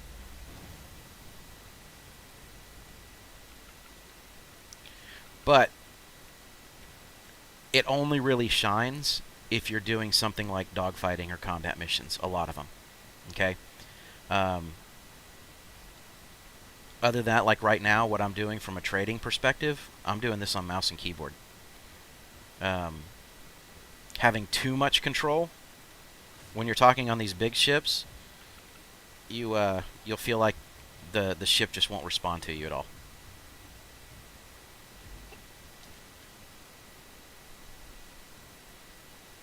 I don't want to sell, I want to buy. Alright, so Laranite, what you got left for me? Probably not much. Little something. Alright, so titanium. We will fill up with... If I could see it. What's going on there? Oh, the titanium's sold out here. completely. I think we may have hit a server cap.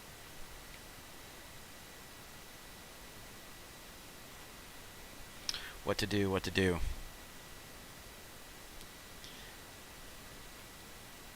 We're going to run back over to Lathan real quick, because I am not going in with a half-filled cat. Well, and I think I'd have to look. I think Besdick might have a lower storage rate of titanium. It does. Even though they're both identical. It does. So someone's obviously possible titanium there. Thank you for the follow, John. Appreciate it. And guys, here shortly, this channel, we're going to be hitting the affiliate status, and I'm going to be opening up a bunch of things like, different stickers and other things like that, different emojis and stuff that people who are following the channel will have access to. So, may even turn on some of the little mini games in chat. We'll take bets and see whether or not the StarCraft gods are going to explode my ship or not. We'll turn that into a little bitty mini game. This is not StarCraft. Star Citizen. I always do that, dude. Always do it.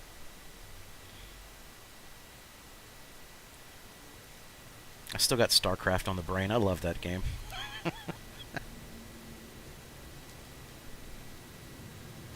haven't played StarCraft, but I did play it.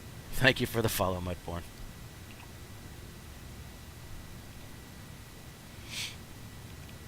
I know you've been pretty active here in chat for this round, but thank you for the follow.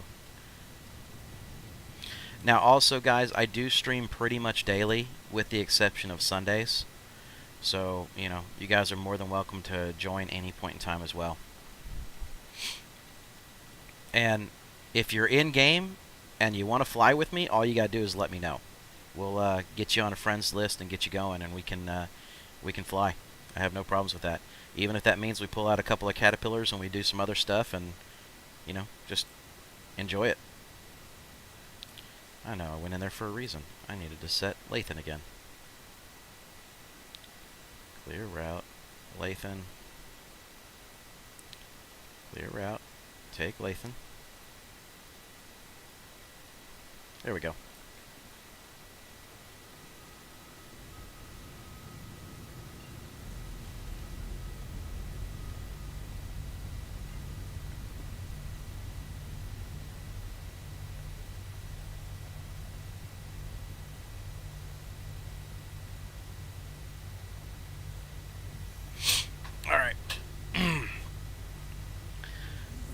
So close to the end of wrapping this up, and you guys can see what you make. So, I started the day, full disclosure, with 4.1 million. Okay? And I know I lost 500K due to that explosion.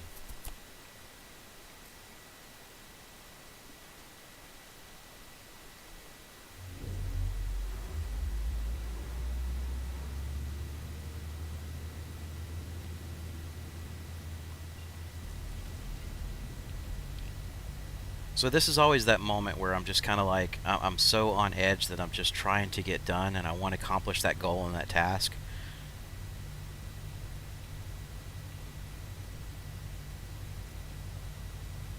So sometimes I find myself just kind of hyper-focusing, guys, so I apologize if I get kind of quiet here or there. But let me know what you guys, what is your guys' favorite ships in the game right now? I'm always curious about what different people like in different ships that are sitting here. Obviously, I've said that mine's the Caterpillar because I'm a cargo runner by trade, so that's kind of where I'm at. But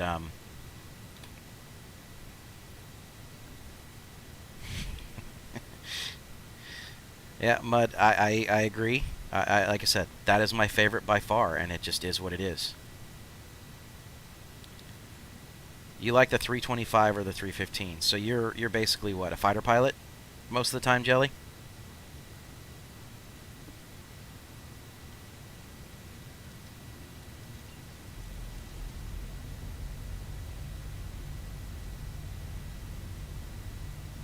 Until Star Runner. Okay.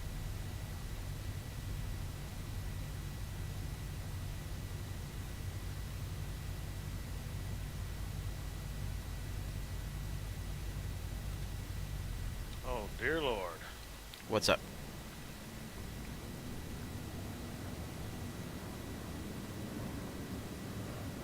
Trying to fly this bad boy here in Lorville and not having a good day.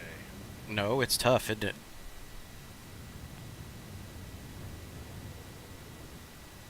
It did not want to stop at all. I mean, I thought I was coming in slow. Did you crash? I didn't crash. I bumped a few things. You bumped a few things. I That's bumped a few. that's called crashing. But it's okay. So, apparently we are not alone, X.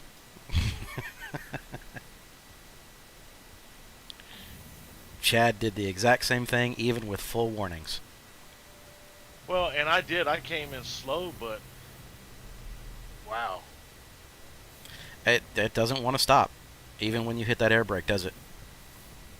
No, not at all. That air brake might as well not exist. Yep. So, like I said, it flies like a shit brick house.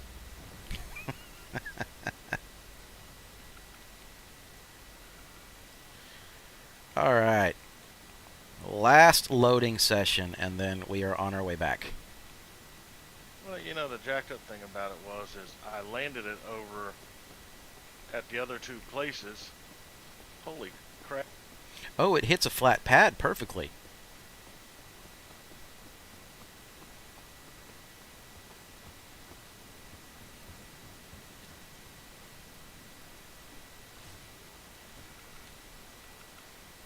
Slow in the Starfarer is 25. Everything else is unstoppable. Yeah, that's probably a very accurate statement, Jelly. Let's just see since I'm here, if it'll give me more. Might as well grab the expensive stuff while I'm here, right? I don't like this ship. Anderson, welcome back. How are you doing?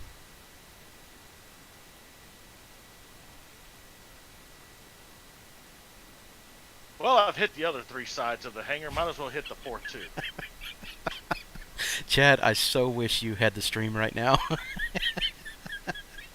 I don't like this ship. Come You know, on. and honestly, as far as big ships, I mean, you know, people can talk about how the Caterpillar flies. The Caterpillar is actually a pretty nice ship as far as the way it handles. Flight mechanics are superb on it. I mean, it's slow, but it's smooth. And the fact is that it has a cockpit that's actually center to the chassis. And I think that really helps it a lot. But, you know, so, Chad, I know you're an old married guy, so you will understand this statement. Ride it like a pregnant woman. You'll be able to control it a little better. Point taken.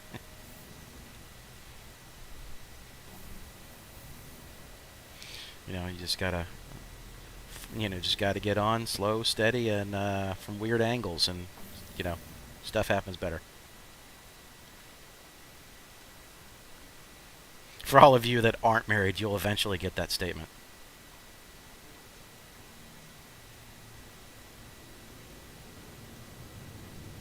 And by the way, there's no holds barred in this stream. I really don't care, guys. My bot will get crazy on us and tell us. So you Old must guys. learn to be creative in your statements. Yeah. So my bot will yell at you if you sit there and want to type in curse words. But you can be really creative with your statements and we'll have just as much fun with it. So, old guys. Don't be laughing at me, Jelly. Don't be laughing at me. Don't look at me. Let's see. So, Mudbone. You guys are young bucks. Dude, I think you missed the statement there. So, I don't know how old you are there, Mud, but I'm anything but a young buck anymore these days.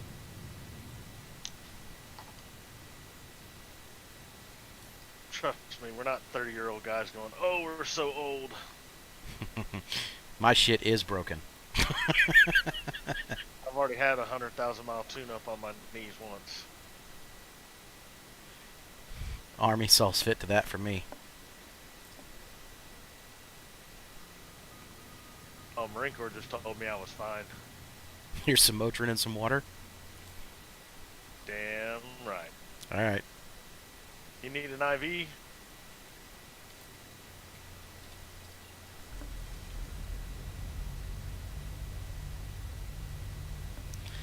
All right. So, Mud, maybe, relatively speaking, if you got grandkids in college, then that might qualify you as calling us young bucks.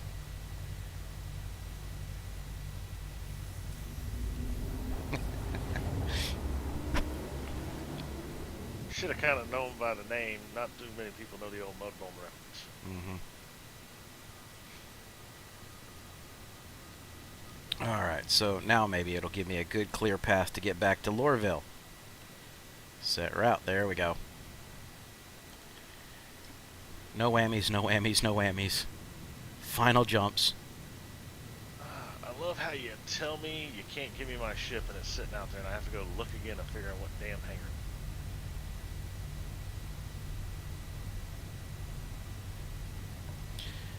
You know, Mud, I agree.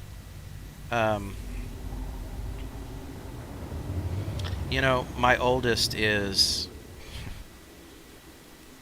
going on 30 this year.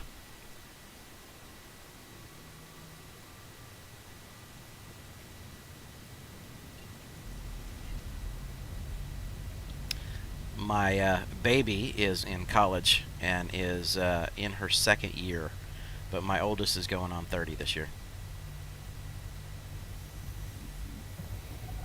Oh yeah, I forgot to tell you. Looks like I'm gonna be a granddad again. Boy, they need a television.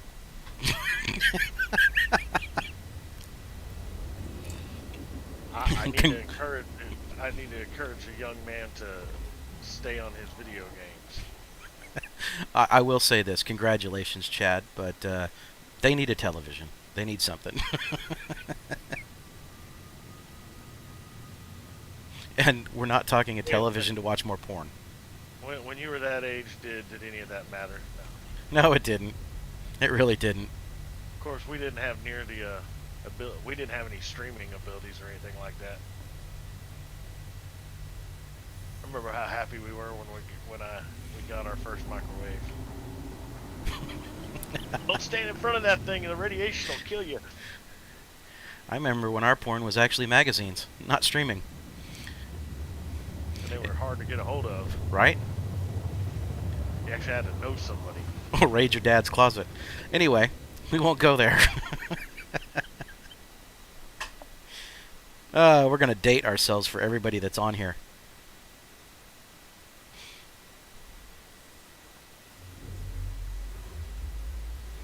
Although I think Mud is still looking at us like, you guys are still just like, yeah, what?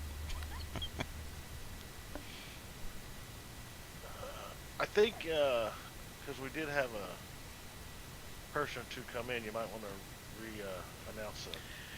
Well, oh, it's on there. Never mind. It's on. Yeah, there. it kicks off about every 10 or 15 minutes. I have a reminder that goes on there. But guys, for anybody else who does have an in-game account, if you would like an opportunity to win a Cuddy. So here's the thing, Anderson. We did notice that, and this is why I wanted to make sure it was very clear to everyone. The YouTube link that is trying to say I want a Cuddy is not working. Okay, you do have to go over to our Twitch stream, and if you need to set up a free Twitch account really quick, it's free. But look up Tabletop Nerdcast on Twitch TV, and then you can very easily get to us, and you have to type it in the Twitch chat, and then it will actually issue you a raffle ticket. Okay? I do not know why that the Restream software is not allowing that ticket to be generated. It must just be a configuration from Twitch. Full disclosure, this is the first giveaway that we're doing. So please jump over to Twitch TV Tabletop Nerdcast and enter that ticket if you would like to be able to win an in-game cutty. Eve.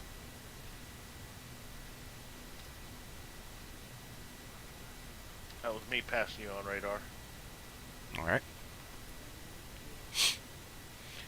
And as of right now, I'll flip over here as soon as I land, but as of right now, I think we are at only 3 people have entered.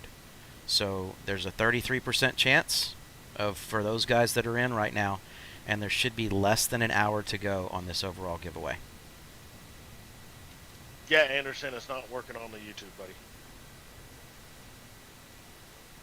Yeah, that's the reason why I had said it earlier, because I saw him try and enter.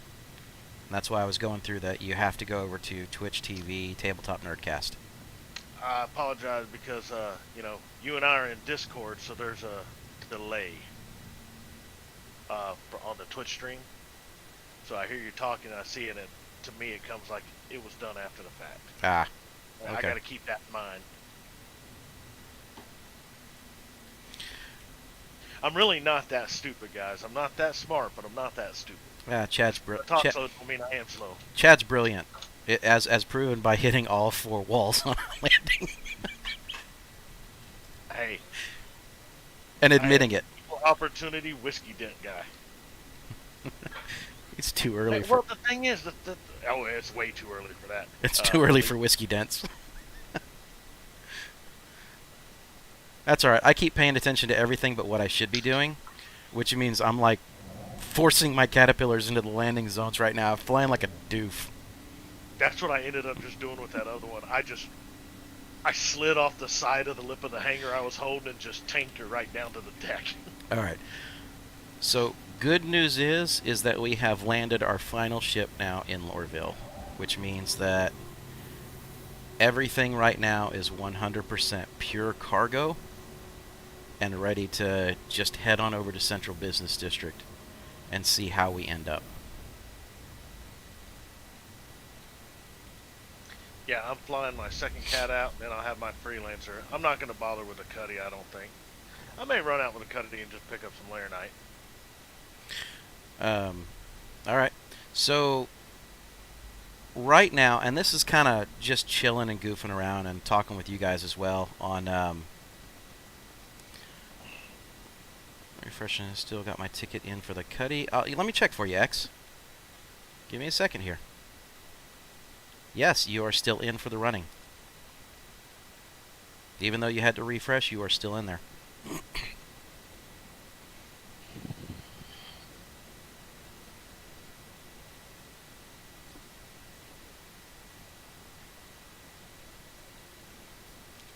Yeah, so like I said, this is just one of those where it's like, I'm not really trying to push the envelope of how fast I can do this. So officially, okay, with the explosion included, this took about an hour and 45 minutes.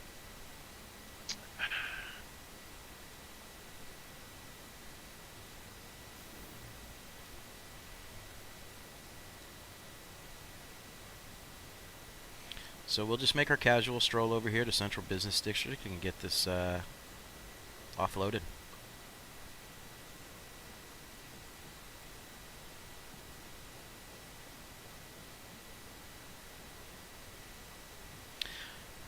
Now, you know what's funny? Outside of Port Olisar, I really do like Lorville the most. When they overtuned the winds in 390, it was just that was a killer. Yeah, where it was impossible to take off or land. Yep. Oh, I get a little bit of buffeting, and I still get sometimes. The worst wind I get is in the hangar. After I land, sometimes it'll kick my ship over to the side. Yep. But that's the worst I've had so far. All right, Mudbone. The beast on my back is an energy shotgun, the Devastator energy shotgun. I do have a suppressor put on there and a 2x magnification reflex sight. How the hell do you suppress a shotgun? You can suppress a shotgun. They actually have there's real life shotgun suppressors. Now you're going to give up a lot of what little range that you have, but it does work. I guess you full choke them? For the most part. However, this particular weapon, because I'm not an FPS player, I didn't want to go after all the crazy stuff. What I wanted is a short-range, very powerful, very devastating weapon if somebody were to sneak onto my ship and try and steal it and kill me. Okay? As they like to do. The Caterpillar is one of the most sought-after ships for people to try and steal, right behind the Carrack. So, what I found is that in this short-range combat, having something like an energy shotgun, you'll just basically rake down a person as they come running through, almost no matter what kind of armor they're wearing. Well, and the Caterpillar has a bunch of nice tight hallways, so it's close range, lots of tight turns, and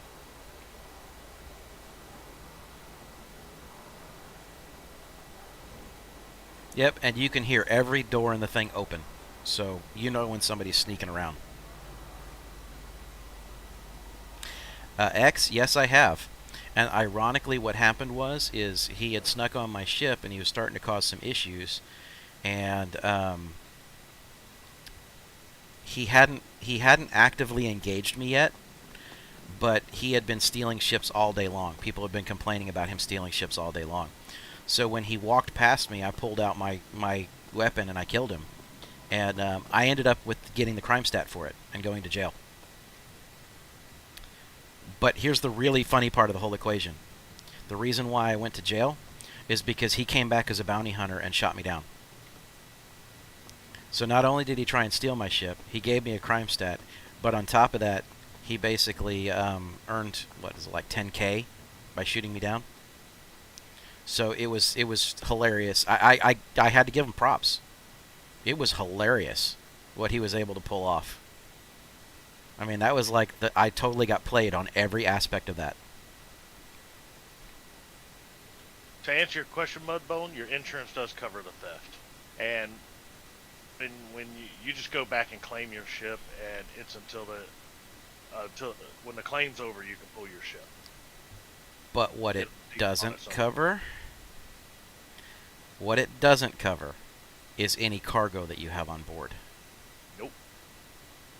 All right, so guys, right now I'm at 1.7 before I start my sales. And you were at 4.1 to start? Yep, and I had a 500K loss of cargo in the middle of it all. So I don't think I'm going to hit the 4.1 again.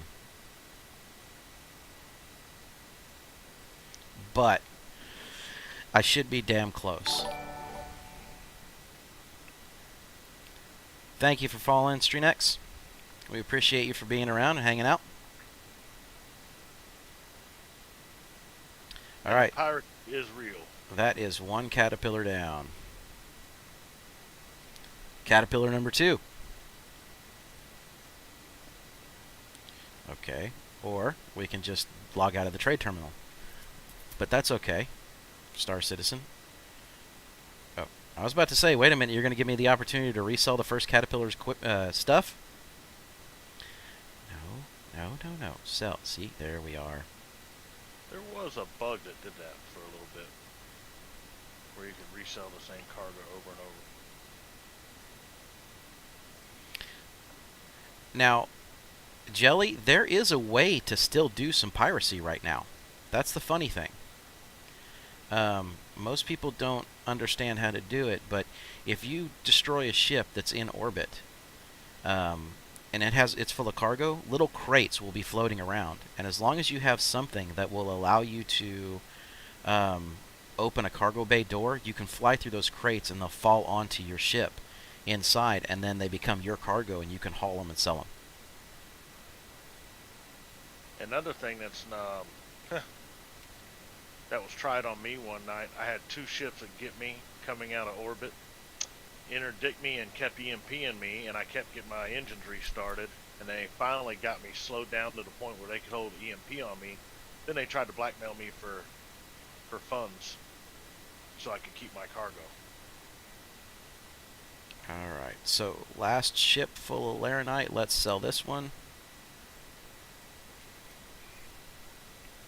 Alright, so the grand total here that I ended up with was 3.87, so basically right around 3.9. Okay? So this little routine that I just pulled this morning, granted, I started at 4.1 and I had a 500K loss. So that would put me at 3.6. So what I profited here was about almost, what, 290K? Almost 300K. Just by flying back and forth with a couple of ships. Well, and think about it this way, too.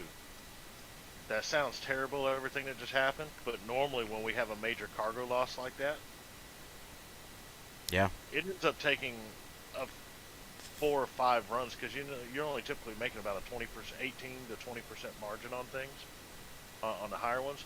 So you have to make 5 runs just to get even and back into black. Hold on. Alright, so my handle in game, I'm going to go ahead and type that into chat here real quick so that it sends it out. So let me tab here for a second, guys. Bear with me. So handle in game is AFT Biohazard. The Tabletop Nerdcast is actually a crew of people that get together and play role-playing games, and that's how we started. But, let's see.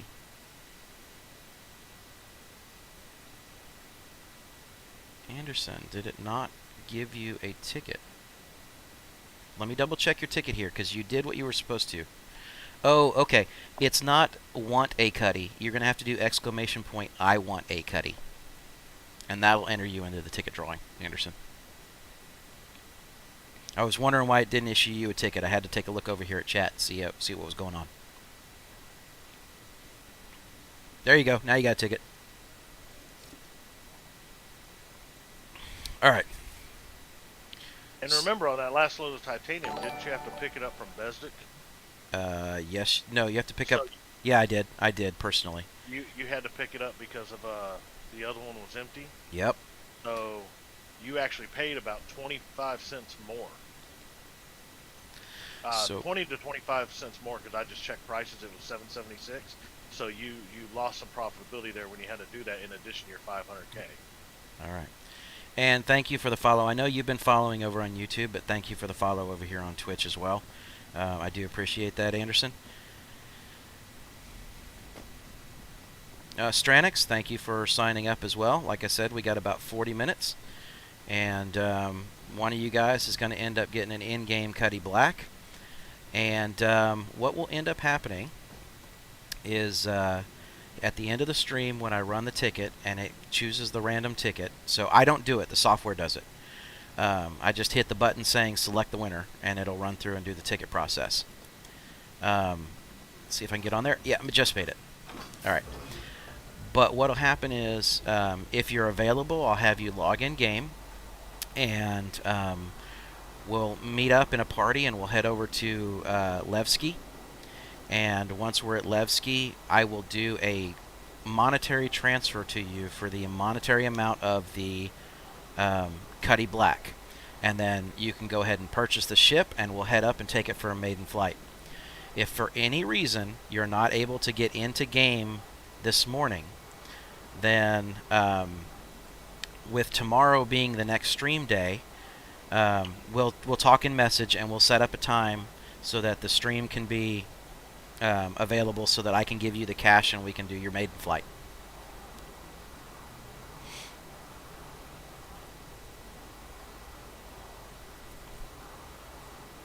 Logistics are fun. We always have to work them out, but that's just kind of the way it goes, right?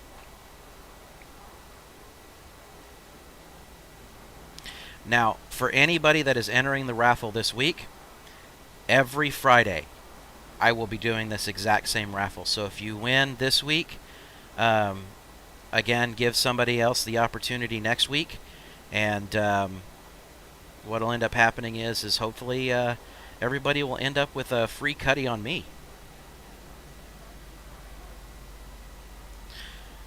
Mudbone, I am so sorry. I know how late it is for you. If you need to log off, dude, and I'll tell you this: if you need to log off, you are entered into the raffle, so you have it. Um, I'll make sure that we get back on the next stream with you for that. So your ticket doesn't go away if you log out.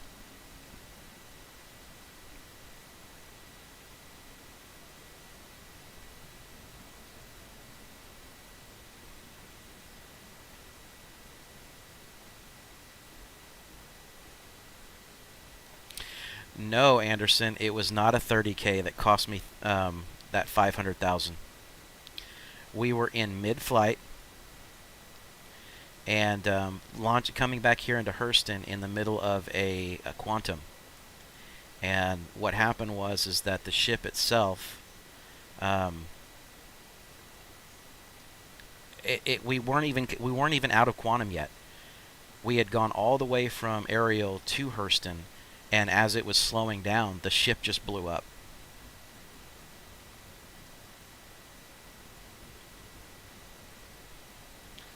You know, I wonder if there's anything having to do with repairs, even though it's showing repairs. Because in my Starfarer, even though I repaired at one of the pads out here, when I run in, I had steam pipes and other crap blowing. You know.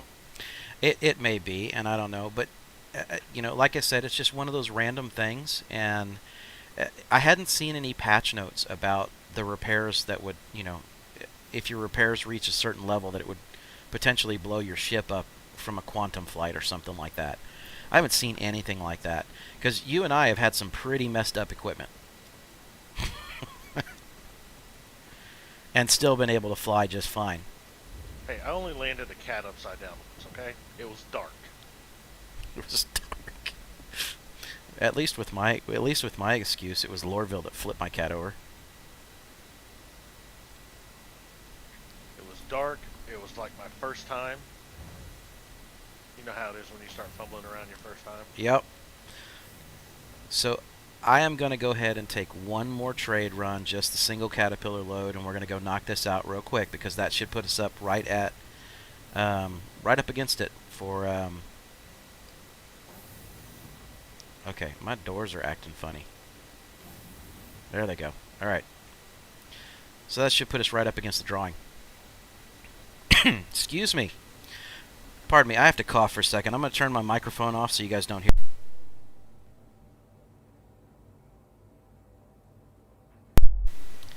Alright, that's better.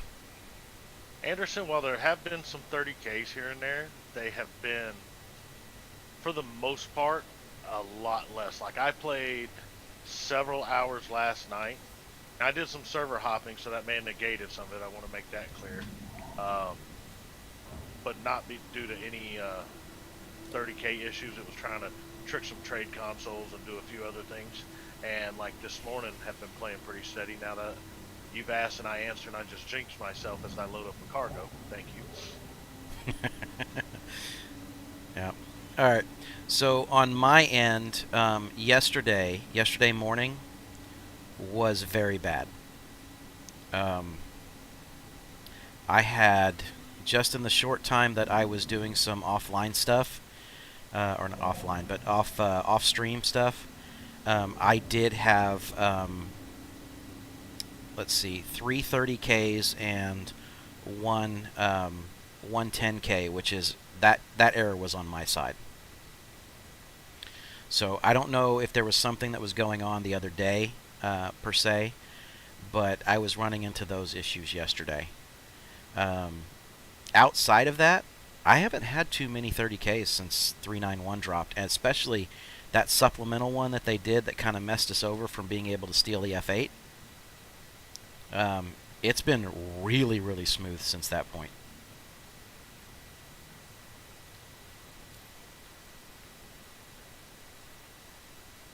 Yeah, I didn't get to play yesterday or morning. And there's been a couple times where I've had a couple not far apart from each other, but it seems like when it's smooth, it's pretty smooth. Exactly. You'll see a lot of people in game complaining about 30Ks, but it's such a generic deal right now. You'll know with a real 30K. Alright, let's clear this route. I'm going to have to make a micro jump. Alright, so again, kind of just going through and just trying to prove out a few things as far as what we've got capable of, the ability to do. And then, guys, if you get a chance tomorrow, I guarantee you, go and Area 18, get yourself a Caterpillar, fly it. I mean, even if the trades are crap tomorrow because everybody and their brother has a Caterpillar, fly it. I guarantee you are going to fall in love with this machine. There is nothing else that you could say about it other than that. You're just going to love the damn thing.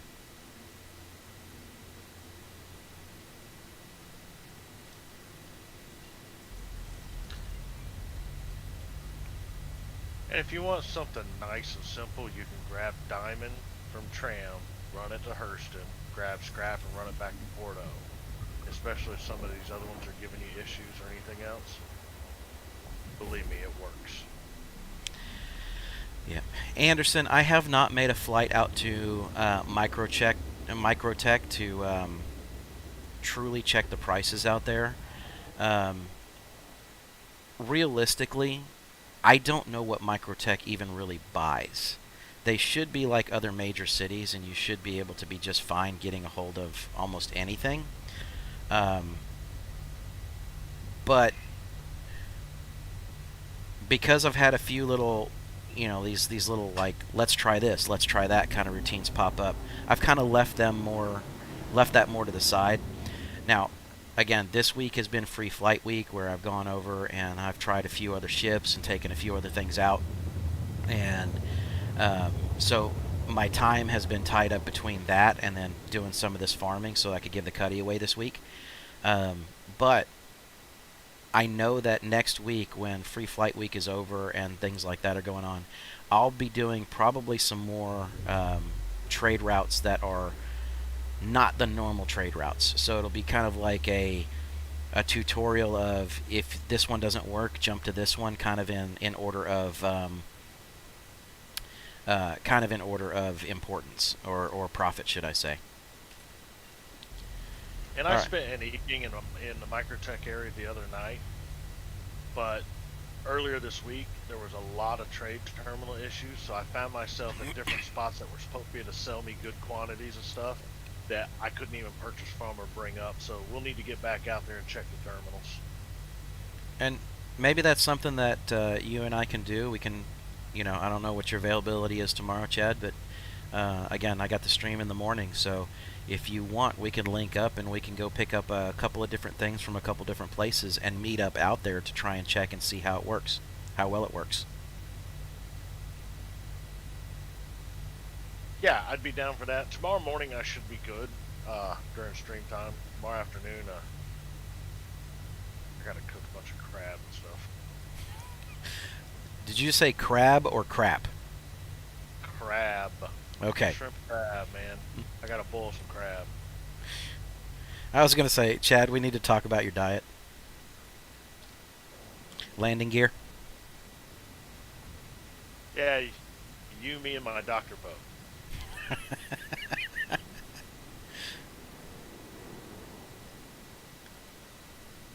Now, there's also nothing saying, Anderson, that I probably won't mess around with that later on this evening.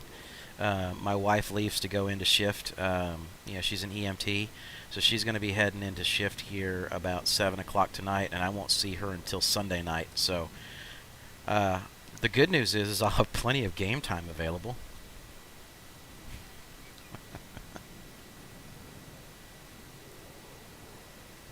So I'll have plenty of time to go around and check a whole bunch of stuff out.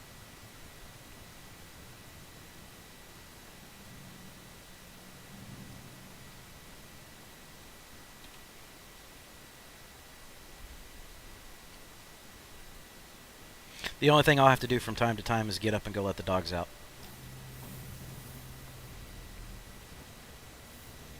But then again, you know, if my teenager is up, then we'll see how that works out.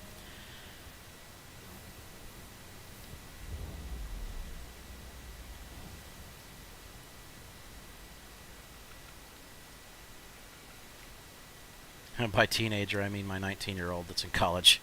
So, her semester is over.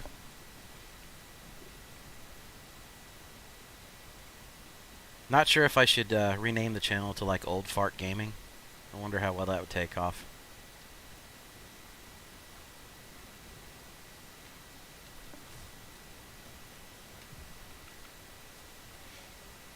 What do you guys think? Should it be renamed Old Fart Gaming?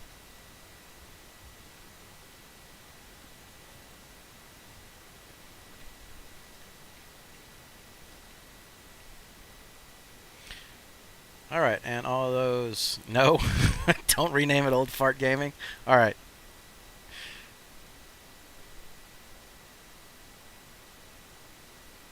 That's why you're enjoying it here, because it's a bunch of old farts? Okay. Alright, so full titanium run. Yes, the logo potential is amazing. So have you guys ever watched the show Community? It's on Netflix right now, but have you guys watched the sitcom Community?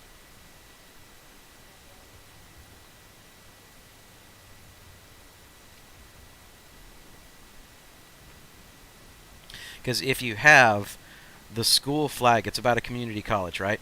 The school flag that was designed by the students says E pluribus anus, and the flag is basically nothing but a giant ass. I mean, the logo, I would probably have to steal that logo in a freaking heartbeat.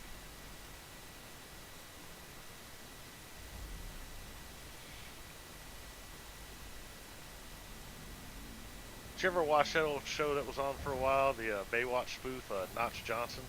No, I did not. You need to go back and try to find some of that. So it was a straight Baywatch spoof, and you know, and it was on network TV, and they got away with a bunch of stuff. One of the deals was the mayor or the dean. I think it was the mayor that was always against them. Her name was Anita Massengill. Okay. So you had Notch Johnson, the one who was supposed to be like Pamela Anderson. Her name was B.J. Cummings. Okay, come on, seriously? And they actually had her sucking the chrome off trailer hitches at one point. That's just okay. So all right. The college there, and I can't believe I still remember this. It's been 20 years. Was Southern University of California, Malibu adjacent, and their mascot was the Fighting Cocks. So basically, their school was the Suck My Cocks. Okay. All right. I'm gonna have to watch it. I'm gonna have to watch it just to watch it. At this point, just because of the names that are in there, I'm good. Oh, yeah. Fantastic show. And yes, guys, we have the mentality of fifth graders sometimes. It's great.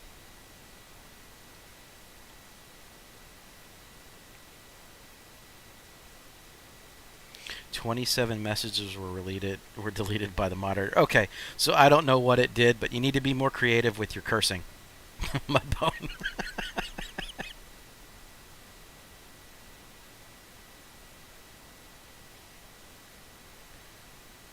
Alright. Is it normal for the game right now to give me the 1600 error? I don't even know what the 1600 error is, Anderson. I don't think I've encountered it. I get the 16K error from time to time, and two things that affected it on mine was, one, my firewall, and while I was having firewall issues, I run a VPN because I seem to have a steadier connection when I do that. And I noticed that a lot of times if I wasn't running my VPN, that's when I'd get a 16K. But especially my firewall, you have to look at your ports. There's a spot on Star Citizen that'll go through, and it's not enough to whitelist the program through your firewall. You actually have to go in and tell it the ports the, what is it, TCP and UDP ports.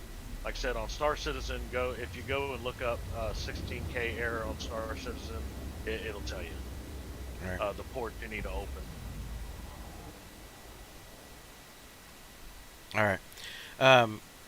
So it sounds like there's a couple of different things. You know, obviously, in most cases, yes, the whole close your launcher, relaunch everything would probably be a good quick fix. But I know, Chad, you were saying that you were getting that quite a bit for a while, and then after you realigned or fixed your ports based upon what they said to do, you haven't been getting that issue anymore? Right, and now the question is, when you're getting a 16K error, are you getting it going into the game, or is it giving it to you sometime mid-game?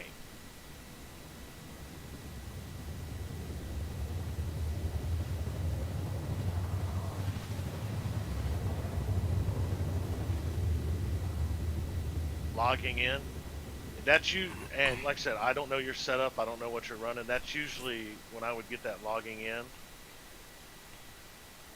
Sometimes recently that's just been the game. If you're getting it repeatedly, then you probably need to do something about it. If you're not getting it repeatedly, every once in a while I would get a 16K error. All right, now it gave me the bad approach. I hate this one. This is the one, anytime I've ever had a whole lot of issues, it's coming in from this direction, where you have to fly over the spire and or then back over to the landing port. So,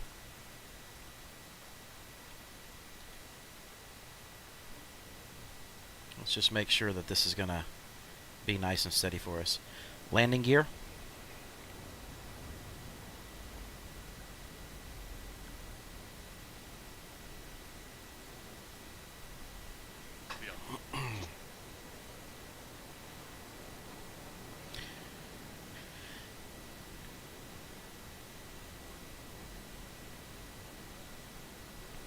Excuse me.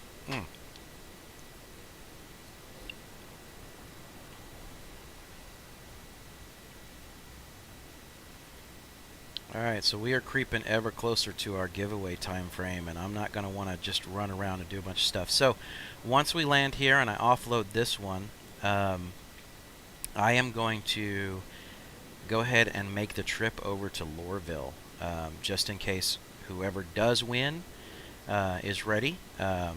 Then I can be over there and be ready for them, and we can just do a party and get everything going.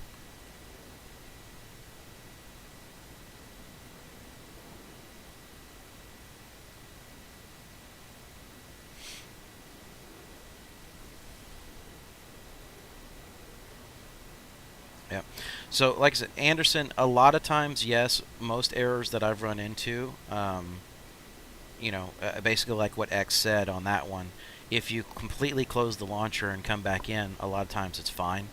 But if you're consistently finding yourself with that error, let's say more than once every couple of logins, then you might want to go ahead and take a look at what Star Citizen has in their information pages to see about that error and what ports they recommend connecting to, because it should have all the information and steps on how to make those changes and fix it.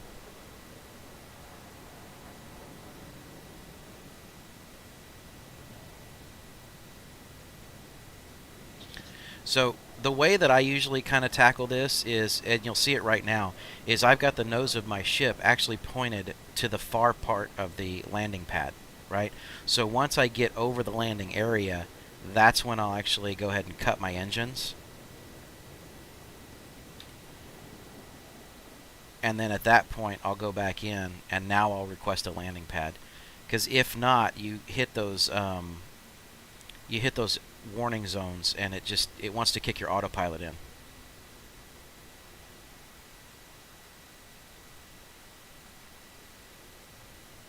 And that used to be a death sentence if autopilot kicked. Yes, it would. So Still no guarantee now, but it used to be an automatic death sentence. It would flip you upside down and slam you on the ground. like Lorville right now. Oh, I'm trying to call you. I'm not calling Lorville. Shh, damn it. I don't want to talk to khakis. I don't blame blame you. I generally don't want to talk to myself. That's okay. I'll just call Becca and have her yell at you. Hey now. Although if she keeps sharing more dog photos, I'm really going to be pissed. Oh no, I gotta live with it. You gotta live with it, buddy. My wife wants to rescue every dog your wife sends to my phone. Yep.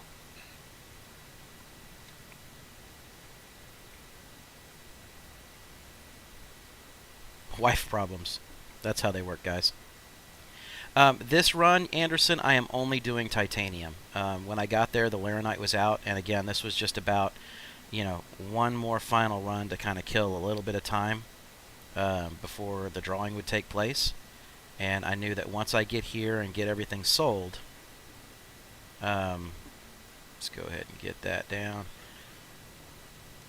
that I'd be in a position where I'd be ready to head over to Levski.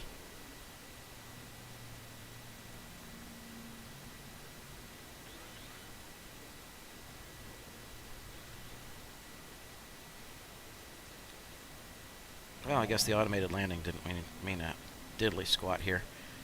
So let's see if this guy can repair or refuel. Nope. All right.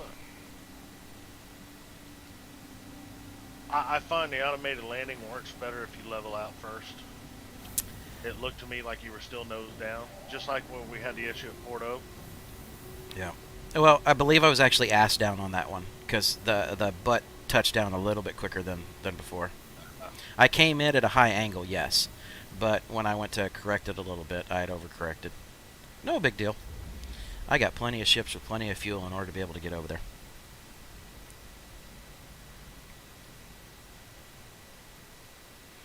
So hopefully this one little run right here will set me a little bit closer to where I was at before with, no, don't crouch, sprint. Thank you very much.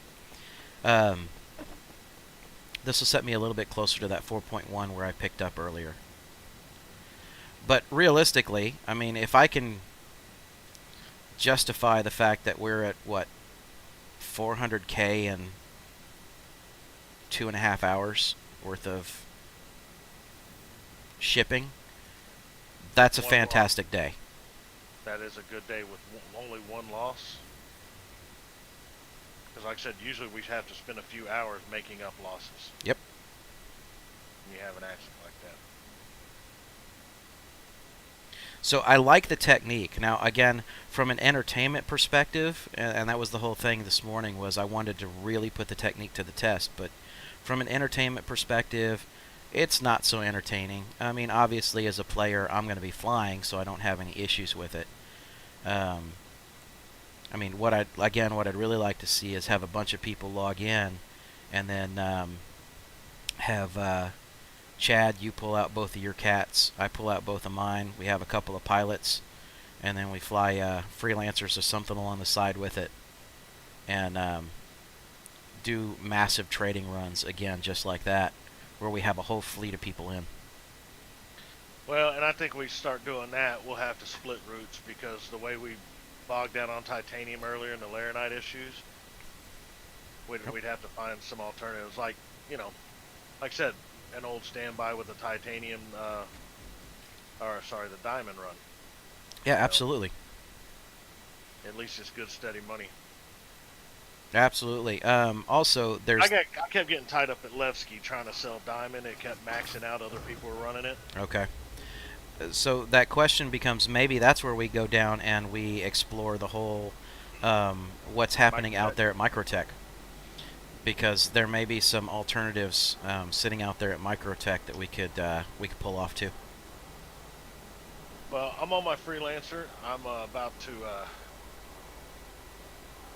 I'm jumping over to Besdick, and then I'm going to bounce out and try to sell everything. I'm not going to bring my Cuddy over here just for that, and I may take a little trip out there, depending on what time looks like. All right, no worries. He was headed out there.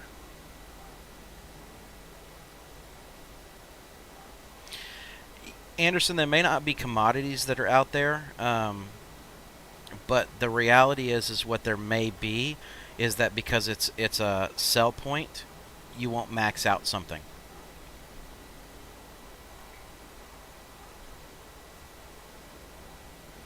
But again, we always have that option of you can pick up Diamond, run it across to Lorville, drop it off, grab scrap, and head back to Port Olisar, and then continue to do that process.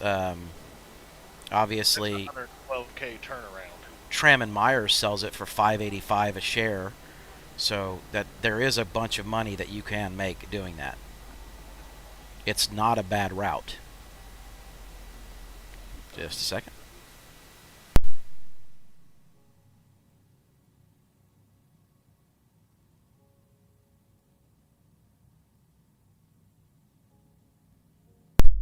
You know, and Alright. Diamond and Levski's not bad either. You make about 50K running Diamond from Tram to Levski. Not that long of a run. You'll make 1 credit under 84K running into Lorville. And one of the reasons I like the Lorville run, it only takes a few more minutes. Yep. And you can pick up scrap for your return trip. So it turns it into a 112K run in about 40-minute round trip. Yep. Now, so the thing is that since they've done the work that they have with 391 and the stabilization patch that came out just the other day, it's a lot less risky from a 30K error perspective. So now these longer runs are becoming more viable. That's the good news.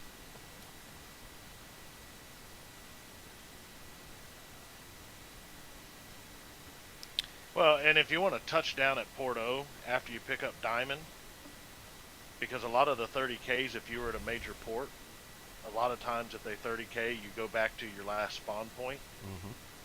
Now, if it's at Tram and Myers or in between, no. But if you touch down at Porto and then take off and go to Hurston, you help mitigate some of that risk at the cost of a few extra minutes' time. Yep. So that titanium run was about 84K profit. Okay. I'm going to go ahead and pull up my Moby real quick here. So that brought us up to 394. So it didn't make up to the point where I was going to be at that 4-1. I didn't expect it to. However, just even that basic titanium run that you just saw with one of the larger ships, again, you're going to make a freaking killing out of it. It's just how many times do you want to make this run right here that I'm doing back and forth to your ship. That was really what I was trying to mitigate earlier today.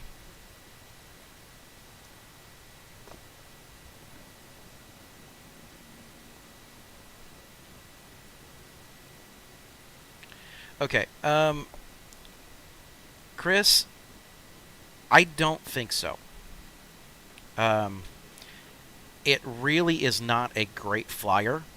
I love the concept of it, and when they eventually open up like refueling, where what its main purpose was for, I think it may find a new life. But as a cargo hauler, the only reason why I grabbed it or even recommended it first thing this morning is because it's part of the Fleet Week stuff, and I could get it for free and basically have another 300 SCU cargo. Okay? For doing the test that I did this morning. Okay? But in general, the thing flies like a shit brick house. It's not a great experience. It doesn't want to stop when you do get the thing moving forward. So trying to land it in some of these hangars is very, very difficult. And then if you're not a huge fan of the freelancers, the cockpit and the view is exactly like a freelancer. Okay? So if you're not a big fan of flying the freelancer all the time, I think you'd probably get very bored with that ship very quickly. And for the price that it takes to buy one, I'd rather get a Caterpillar. How much is one, by the way? I want to say it was like 5 or 6 million. I'd have to pull it up in order to be able to look for sure. Well, for cargo running, definitely Cat. Yep. Especially considering it's more. Now, when they open up the modularity on the cat in later on in the game, now I don't know when they're going to do it, but when they officially open up the modularity on the cat, you'll probably be able to do everything that the Starfarer is capable of doing. I would assume that they're probably going to have like a refuel pod or something that it could be part of the modularity, but that remains to be seen. Um, Again, I like the Starfarer. I like its looks, but I do not like its flight mechanics. So, And keep in mind, there may still be some tuning on that. long story short, not a recommendation. Not at all.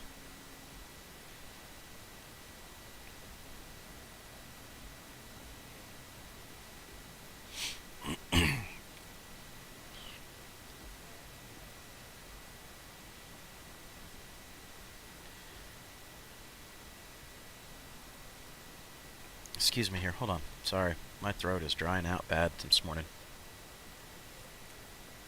Well, look at it this way. If you ever hit the afterburners on it and get it up to full speed as you're taking off out of Hurston, you might be lucky and be able to brake sometime around Port O. Very true. So if you're ever going to run out of gas in the thing, that might be the way to do it.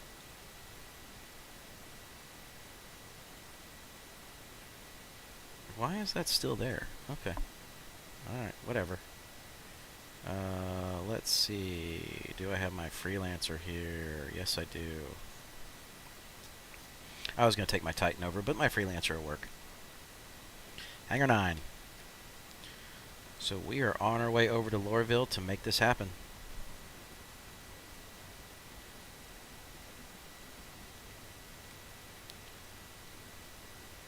We'll check and see what the ticket status is for everybody here real quick.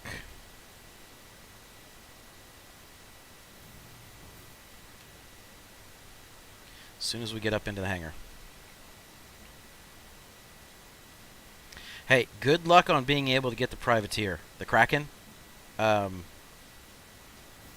been hearing some mixed things about whether or not it's available truthfully or not. But did I just miss something? Did they take and pull my freelancer and put it up? Even though I just told them to pull it out. Those jerks. Go to the right hangar? No, they because I had gotten the warning about them putting my ship up, just as I was telling it to put the freelancer out there. It put the freelancer out, told me the hangar bay, and then put it up for me.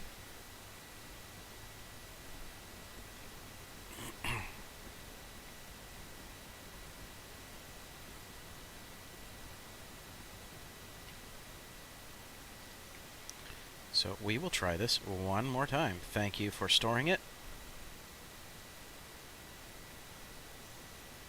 Hangar 9. They just forgot to check the oil. Want to make sure all the pre-flight checks. No, I think they checked the oil, but I think they were playing around with it like Ferris Bueller's Day Off. Just wasn't in the parking garage.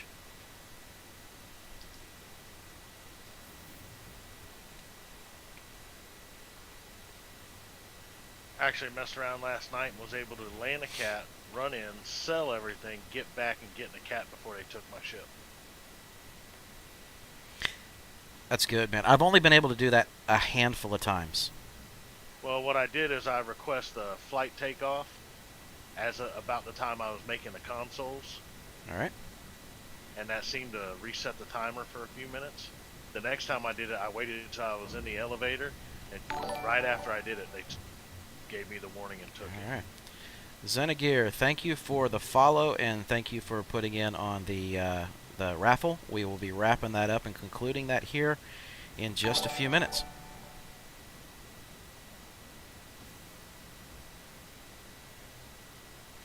And let's see, I do also see Mavala.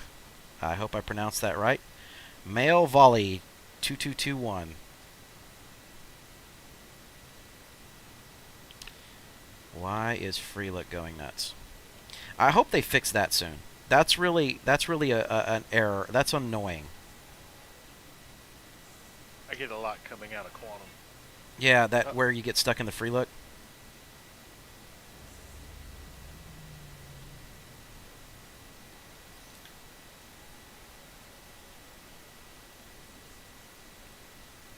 Let's get out of Lorville here. So let's get headed over. And while we're waiting on that to open,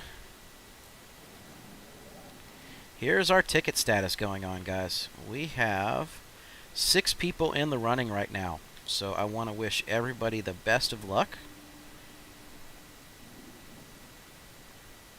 because we will be running that here shortly once we get ourselves to Lorville. Oh, that's right. I damn near destroyed this thing. Let's see how well she flies, because she was having troubles earlier.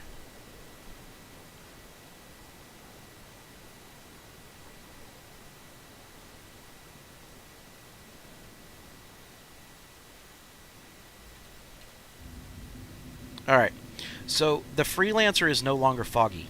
That's one thing that they fixed. The screen, the glass here no longer fogs up in front of you. I think they did the same fix over on the Cutlass as well, because both of those machines were people were complaining that it was just too much. You couldn't see anything, especially if you had any kind of sun hitting you whatsoever. It was just ridiculous.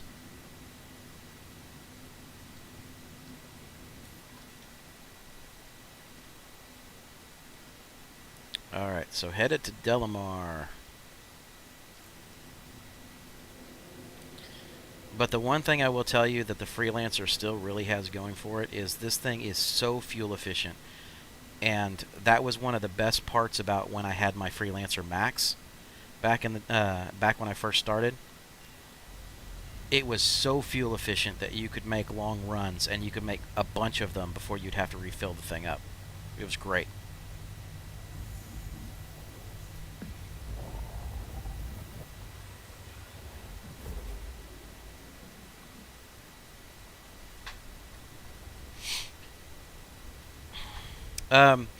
So Xenogear, don't worry about the bot. The bot I haven't done any crazy configuration on. It just wants to turn around and say, please mind your language. But the reality is I'm dropping F-bombs left and right, and I don't care. So personally, that's kind of where I'm at this point is, if you want to curse in the stream, feel free. It may just give you some warnings, but it doesn't bother me. If you want to get creative with your language in the stream, feel free to do that too. Doesn't bother me whatsoever.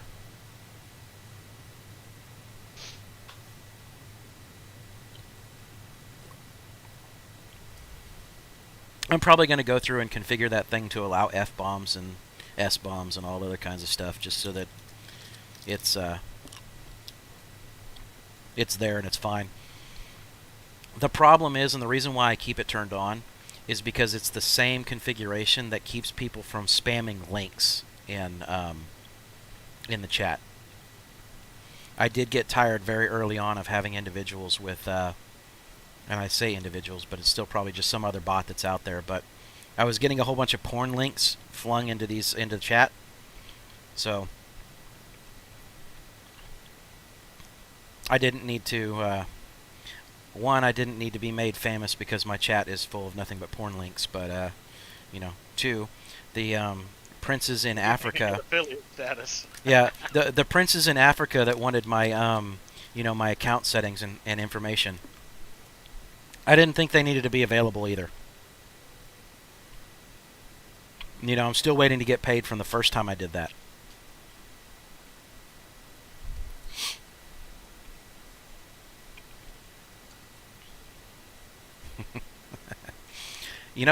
Zen, that's probably a very fair statement. Again, like I said, I'll work through the configurations on there and eventually get that stuff opened up. So, I want my chat to be as free flowing as possible. I really don't care if I get hit with some community standard stuff. Okay? That doesn't bother me. I want people to enjoy their time. I want them to have fun. And if that means that there's going to be some people running around screaming whatever they want to scream, as long as they're not being offensive to somebody else. That is the only line that I'm going to draw, is I don't want them being offensive to anybody else. And if it is offensive to someone else, then, at that point I'll turn around and say, okay, let's back off of that one and, get back into having some fun. But a couple other things that I generally want to try and keep out of the stream: politics and religion. We're here for games. We're here for fun. We don't need anybody getting all worked up. Oh, delete the first 10 minutes of this stream. I know, right?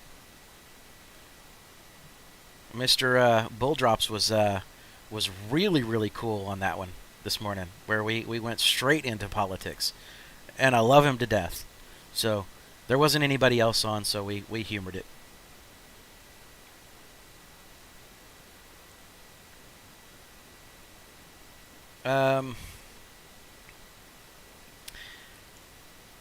So as far as what you can do, Xenagir, you can always play with the settings that you have on the ship. But the only way that you can really avoid any of that is by upgrading coolers. There are some ships that naturally run hotter than others, and the only way to really get them fixed is upgrade the coolers.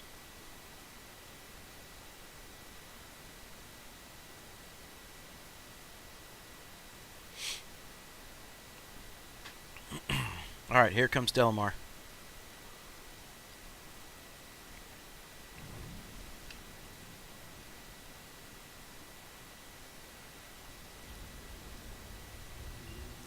Now, with any luck, we'll be able to land without this ship blowing up and I have to start back all over in Lorville. That's why I gave myself a little extra time. What'd you say, Chad? Way to open your mouth.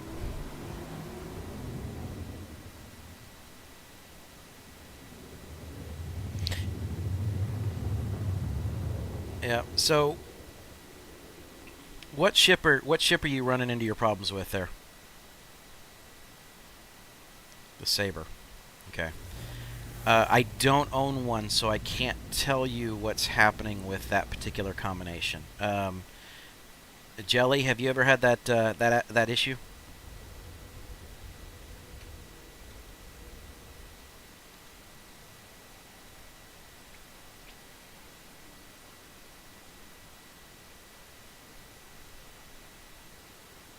Okay. Yeah, like I said, outside of just upgrading coolers, I don't know what to tell you beyond that. Is there anybody else on stream that has a Saber that they run?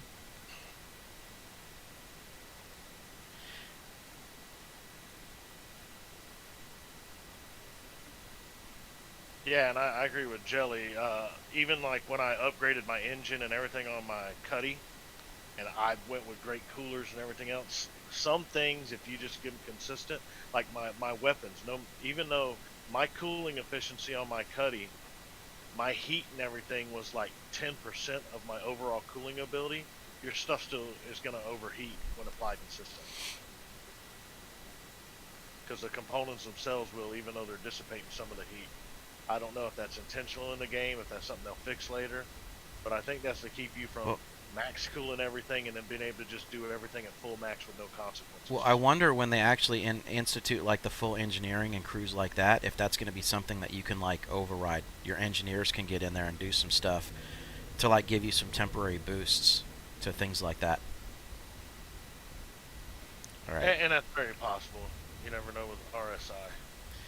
Okay, so I'm going to go into third-person view here because missing that wing, this ship is not handling very well as I'm trying to do the approach. I need to be able to see what's going on.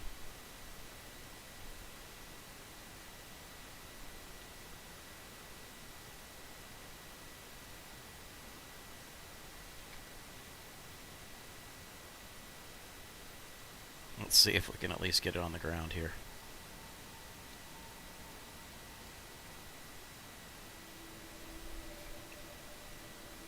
All right.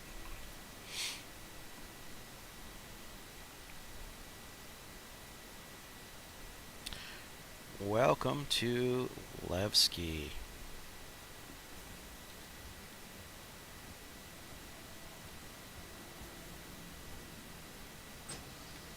It's a dump like Grim Hex, only bigger. And better, actually. It's still a shithole, but all right. Let's see. So we should be really, really close to having everything said and done here. How many minutes do we have left on this this giveaway? Let's check. All right. So there's my voice attack profiles. All right. We have finished. So, as you guys can see on stream right now, I am going to go ahead and do the pick a winner. Our 6 entries this morning have been Jelly, X, Mudbone, Anderson, Stranix, and Xanogear. Anderson, you are today's winner. So congratulations. For anybody that didn't win, every single Friday stream I will be giving away another Cutlass Black in-game. Okay? So if you win this time, since Anderson won this time, I will simply ask that next time you hold out of the raffle and let somebody else get the opportunity to grab it. But if I change the ship to something else, then Anderson, you are more than welcome to jump back in. All right? So, Anderson, what I would like you to do, because you're over here on Twitch, is send me a PM. And let's get linked up in game. Give me your user ID and information so that we can get you squared away. Okay? I think they're about 1.4 mil, Xano. I'm on my way to Teaches, so I can tell you exactly.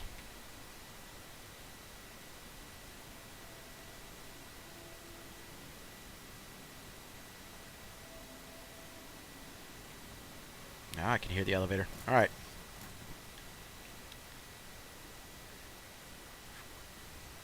Customs.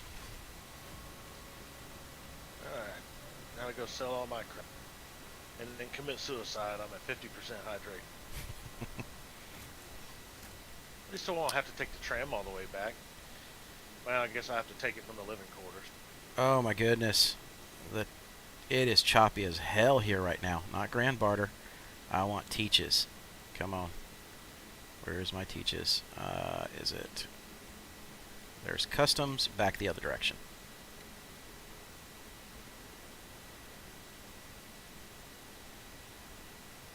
There we go. Teaches Ship Shop. They're on our way down.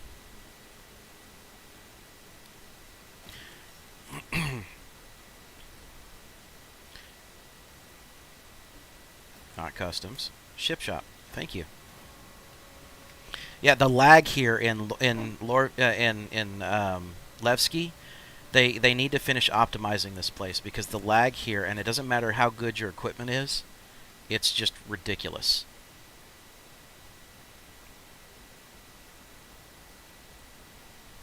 All right. So you wanted an official answer on how much the Cutlass is. So let's go to our Drake, right? So the Cutlass Black, 1.385. So basically it's about a 1.4 million ship.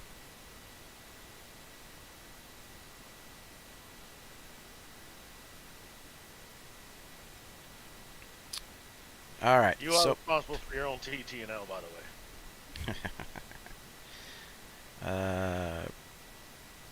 Let's see about adding you. Okay, so I am going to go ahead and see if we can get you added really quick here. Brigand. We are going to go ahead and exit to menu. Let's get you added, get in, and then get you on stream for a maiden flight. Are you able to log into game right now, Anderson?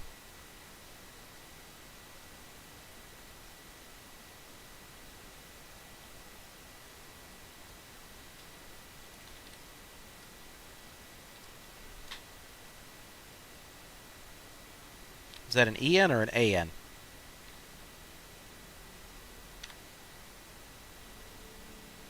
I don't have my glasses on. It looks like an AN.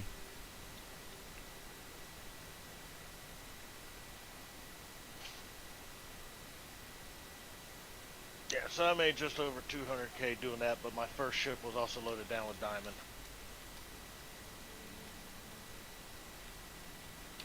Brigand, right? Is it brigands? Because I'm not seeing you here. Okay.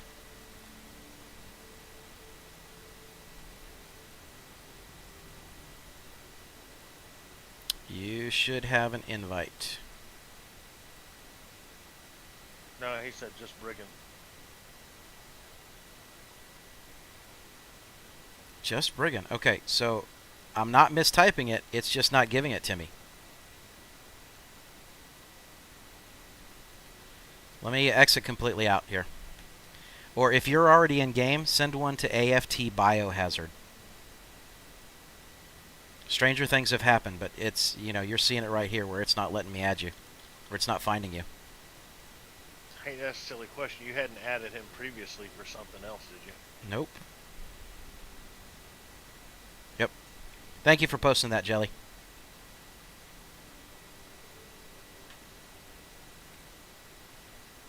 Matter of fact, we're going to go ahead and go all the way back here. Let's see if it'll pick it back up here.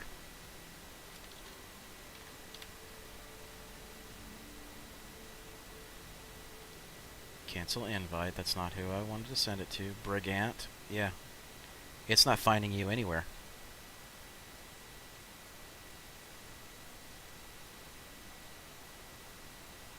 Alright. Xenogear, the only thing that I know of that's a Moby Glass fix right now is a character reset.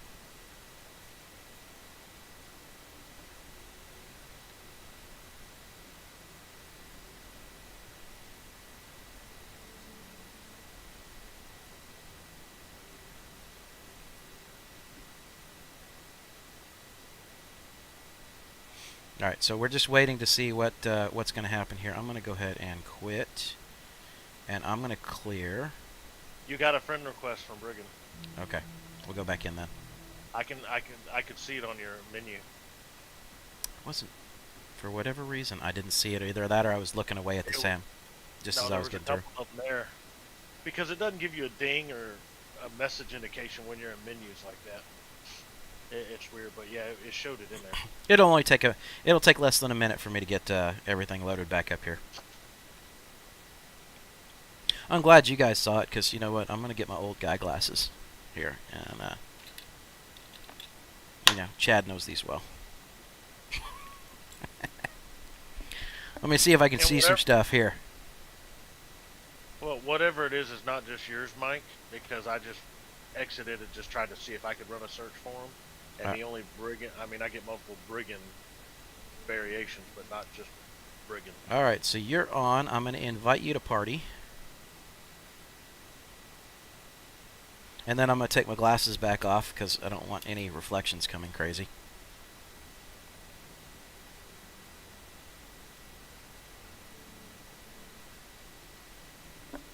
So if you're there, Anderson, I went ahead and sent you a party invite. Please go ahead and accept that.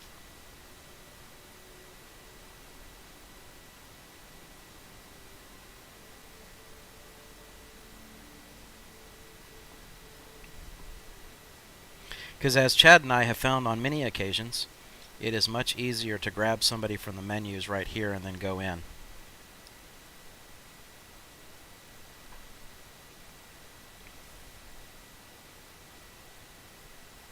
Why is everybody in menus?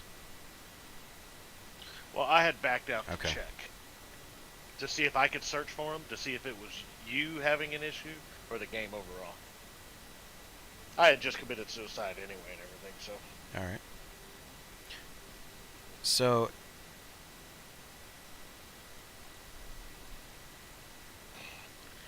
yeah. So Anderson, are you actually in right now? Because although I see your name, Hopefully you've been able to accept this invite.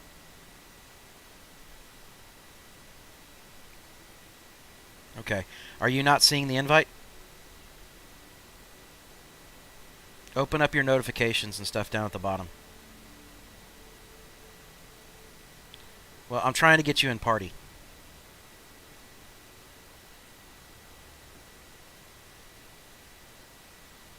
You just don't see it, Mike. There it is. Hey, look, I'm not going crazy here. You guys are looking at my screen. It just popped up. All right, let me go ahead and take us in. And I'm going to come off the Australian server, so we're going to go ahead and go to the US one. It's getting past morning time, so usually that's when they start to lose their stability. That's right, Zano. Not a bug. It's a feature. It's an unintended feature.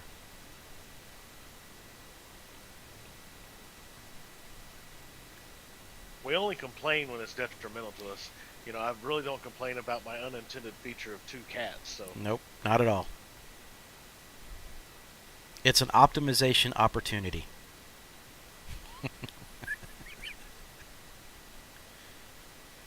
Okay.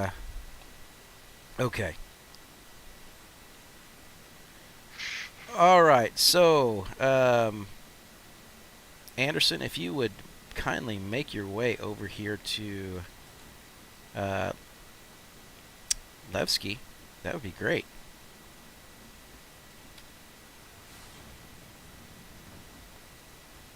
I don't know where you are in the verse right now.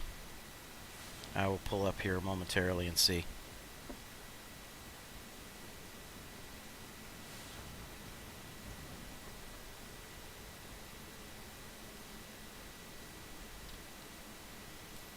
and you're not even gonna give the man a ride. Well, I made my way over here. I know, I'm just being a dick, right? Your natural state of affairs, I get it. Uh-huh. We all have to be one sometime, right?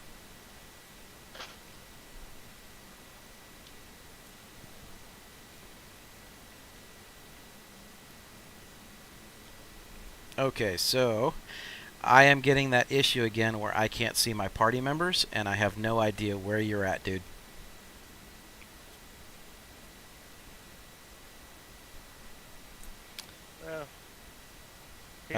Porto, sorry. Okay, you'll be here in just a couple minutes. No big deal.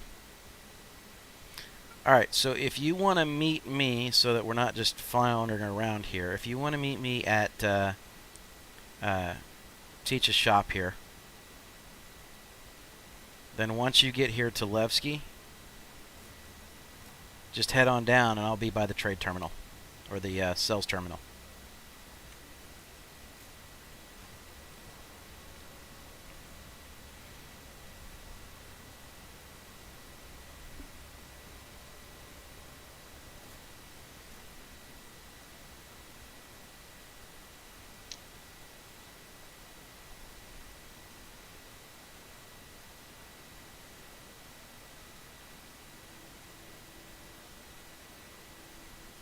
It usually is, Zano. They seem to have gotten a lot faster at them now than they used to be.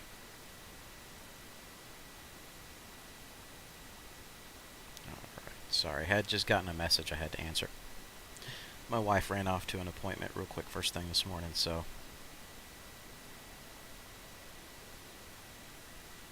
There we go. Okay. So, let's wait for 15 minutes for a character reset. It says 15 minutes, but I've seen a bunch of people who are as low as 3 minutes, but that's really kind of pushing it. Now, if you want to make sure that you have everything, and that you don't run into any of these other issues, from what I've been told, the longer you wait, the better off you are. So, I've never had to wait that long. But then again, I've only had to do a character reset once or twice at this point. And it's all been very recent.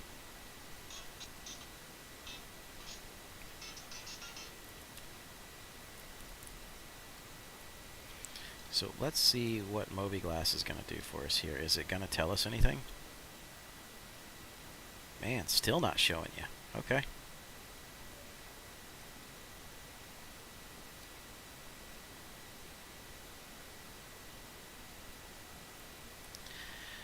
You know, Zen, I really don't know. I've seen some really strange errors so far playing this game. Random ship explosion.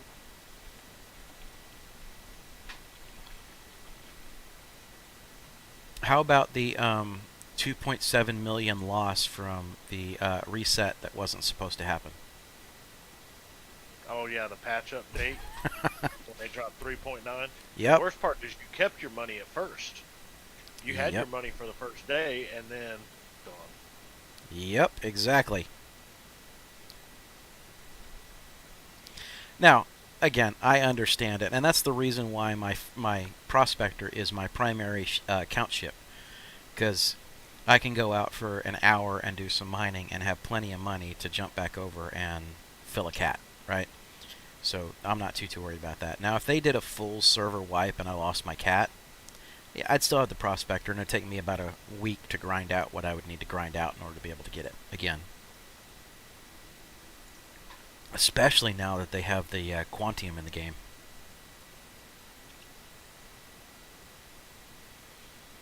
I just for argument's sake, I found that that's actually the best starting ship that you could have. Is the prospector itself. Now, for someone that can't afford to go get a prospector, the first thing that I would say is get your Avenger, because of the cargo space that it has. You can do drug running with the thing. It's a capable machine for fighting. It's very good on fuel. Between that and your Freelancer, you'll be pretty well set. But I would sit there and do nothing but farm my butt off with those ships, doing as much of the Laranite runs as possible that you saw earlier on, in order to be able to get about 25-30K a pop, until you can afford to get a prospector. Because at that point, buy the prospector. You will not regret it. It's fantastic base ship package to be able to earn funds. Another way that you can do it is you could also link up with people who are running Caterpillars. Oh man, sorry dude, that sucks. Okay. I'll tell you what, guys. I know we wanted to do a maiden flight. I'm going to go ahead and probably end the stream. But what we're going to do, Anderson, stay on, okay? Stay in the party and stay on, and then get back to me. What I'm going to do is I'm going to record it offline. And tomorrow morning at the beginning of the stream, we'll go ahead and play your maiden flight out for everyone. So, everybody that's on, again, I appreciate it. You know, Anderson, stay logged into the party, and we'll get linked up, okay? All right. So with that, guys, I'm going to say it. It's time to end the stream for the day and keep on adventuring.